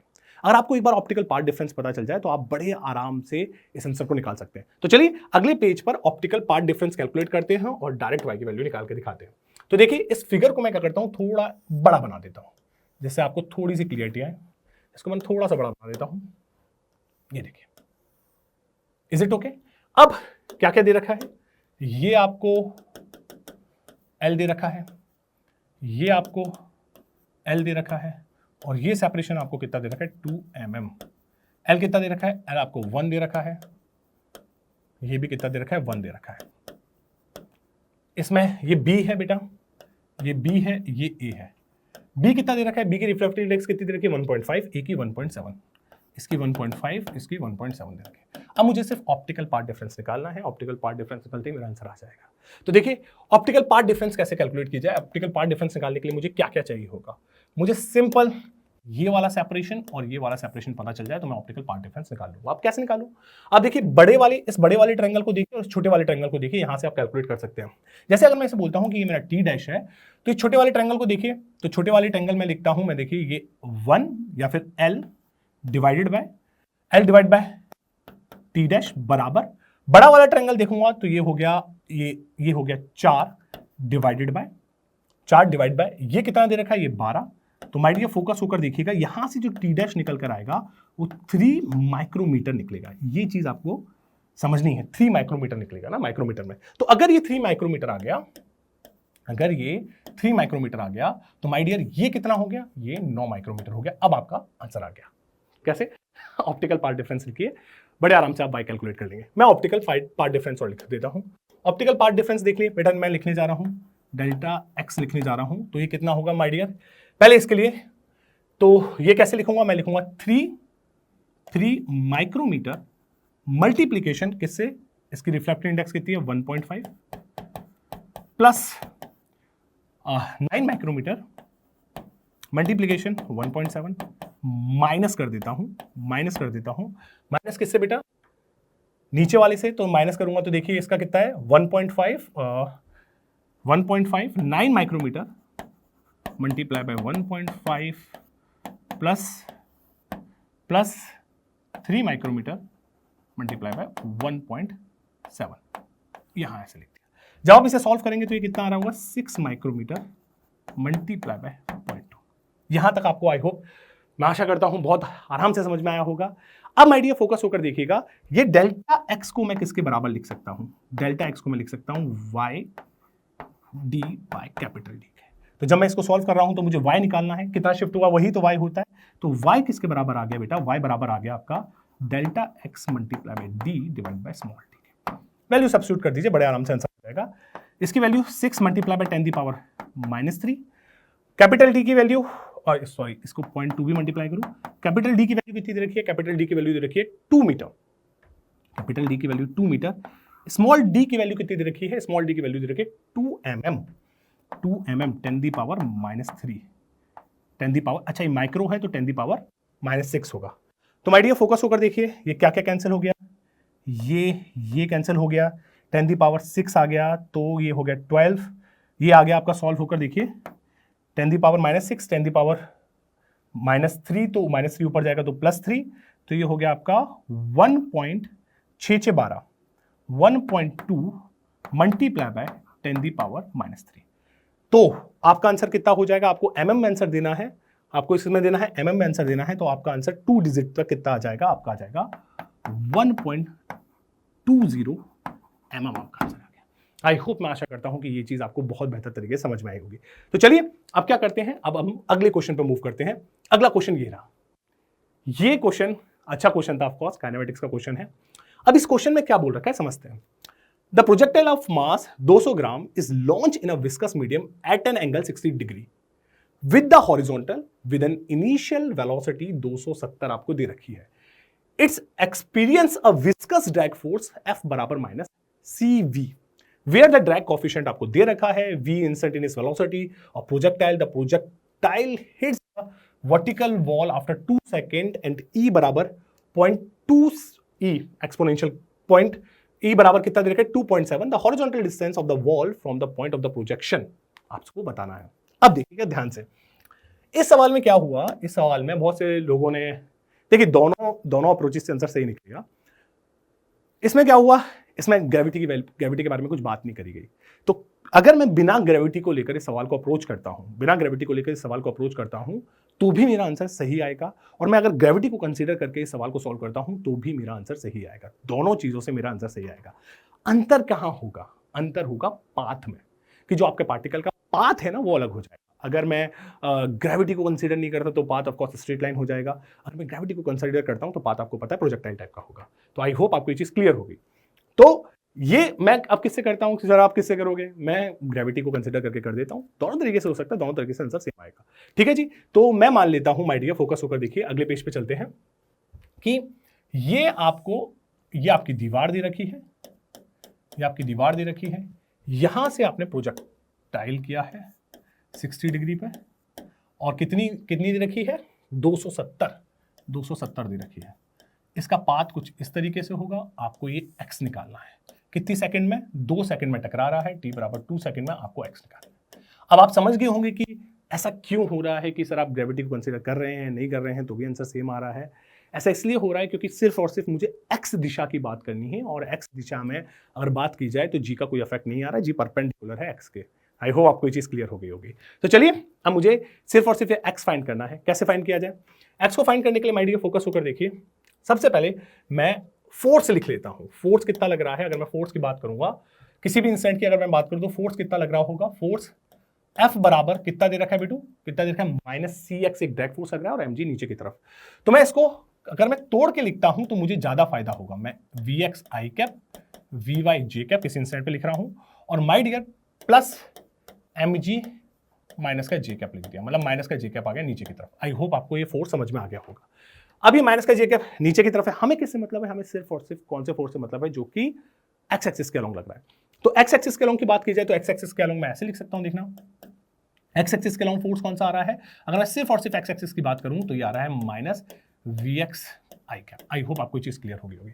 अब मैं x एक्सिस के अलोंग एक्सेलरेशन की बात करता हूं तो x एक्सिस के अलोंग एक्सेलरेशन कितना हो गया माय डियर?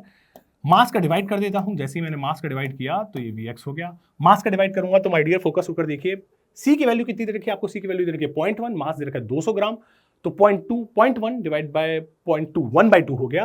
तो ये आपका एक्सेलरेशन आ गया माय डियर। एक्सेलरेशन आपका आ गया 1 vx डिवाइड बाय 2 आ गया। आई होप आपको ये चीज क्लियर हो गई। अब क्या करना है? अब आपको किसी तरीके से x फाइंड करना है। कैसे फाइंड करें? ए आपको एक्सेलरेशन दे रखा है, तो एक्सेलरेशन को क्या मैं ऐसे लिख सकता हूं? वेलोसिटी x के अलोंग डिवाइड बाय टाइम, मतलब dv/dt बराबर डिवाइड बाय टाइम नहीं, बराबर -vx/2।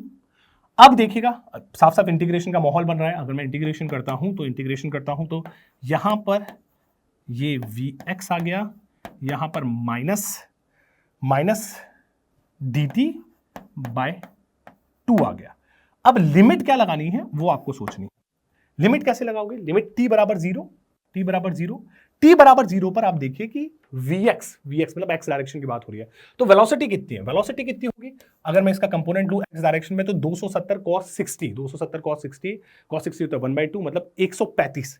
तो 135 से किसी इन जनरल vx की मैं बात कर रहा हूं किसी t टाइम पर। तो अगर मैं इसका इंटीग्रेशन करता हूं तो इंटीग्रेशन हो गया ln upper limit minus lower limit होता है, तो vx ये आ गया आपका 135, vx 135, और यहां पर माय डियर आपका आ रहा है -t/2। तो इसको फर्दर सॉल्व करता हूं तो फर्दर सॉल्व करने के बाद माय डियर ये कितना निकल कर आ रहा है? ये निकल कर आ रहा है कि vx बराबर आ गया आपका 135 e की पावर -t/2। आई होप आपको यहां तक चीज क्लियर होगी, कोई दिक्कत तो नहीं है। अब आपका सवाल हो चुका है। अब आप इसको क्या लिख सकते हैं? आप इसे dx/dt लिख सकते हैं बराबर 135 e की पावर t/2। अब इसका मैं क्या करता हूं? इसको फिर से वेरिएबल सेपरेशन करता हूं। वेरिएबल सेपरेशन करूंगा और उसको इंटीग्रेट कर दूंगा। वेरिएबल सेपरेशन कर रहा हूं तो मैं ये देखिए 135 e की पावर t/2 dt, लिमिट लगाते हैं। लिमिट 0 x में ओरिजिन से स्टार्ट हुआ है, x 0 से लेकर 2, ये लिमिट रख गई। अब इसको इंटीग्रेट कर देते हैं। इंटीग्रेट करूंगा तो मेरा डायरेक्ट आंसर आ जाएगा।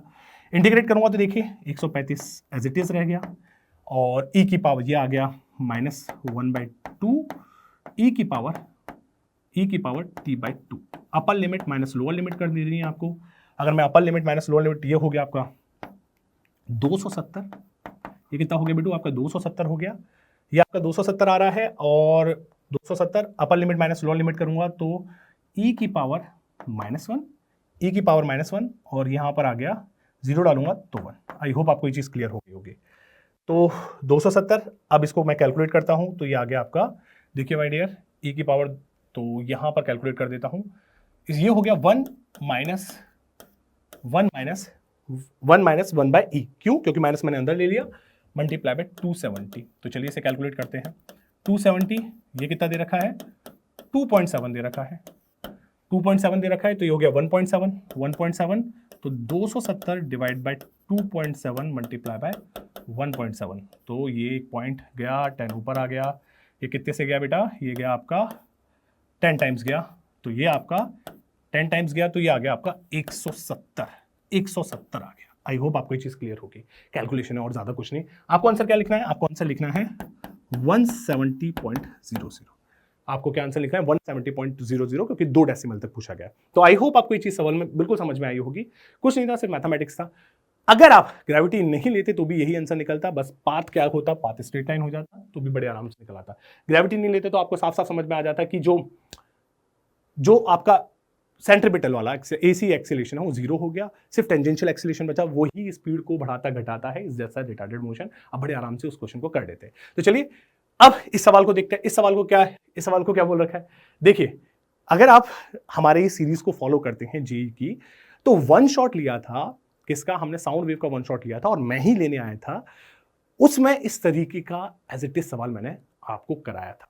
सिंपल, मैंने क्या ले रखा था? एक ले रखा था पेंडुलम, दूसरा नहीं लिया था। एज इट इज सवाल कराया था मैंने, बस इसमें थोड़ा सा एक वर्जन ऊपर कर दिया, ऐसा भी कोई बहुत भौकाली वर्जन नहीं है।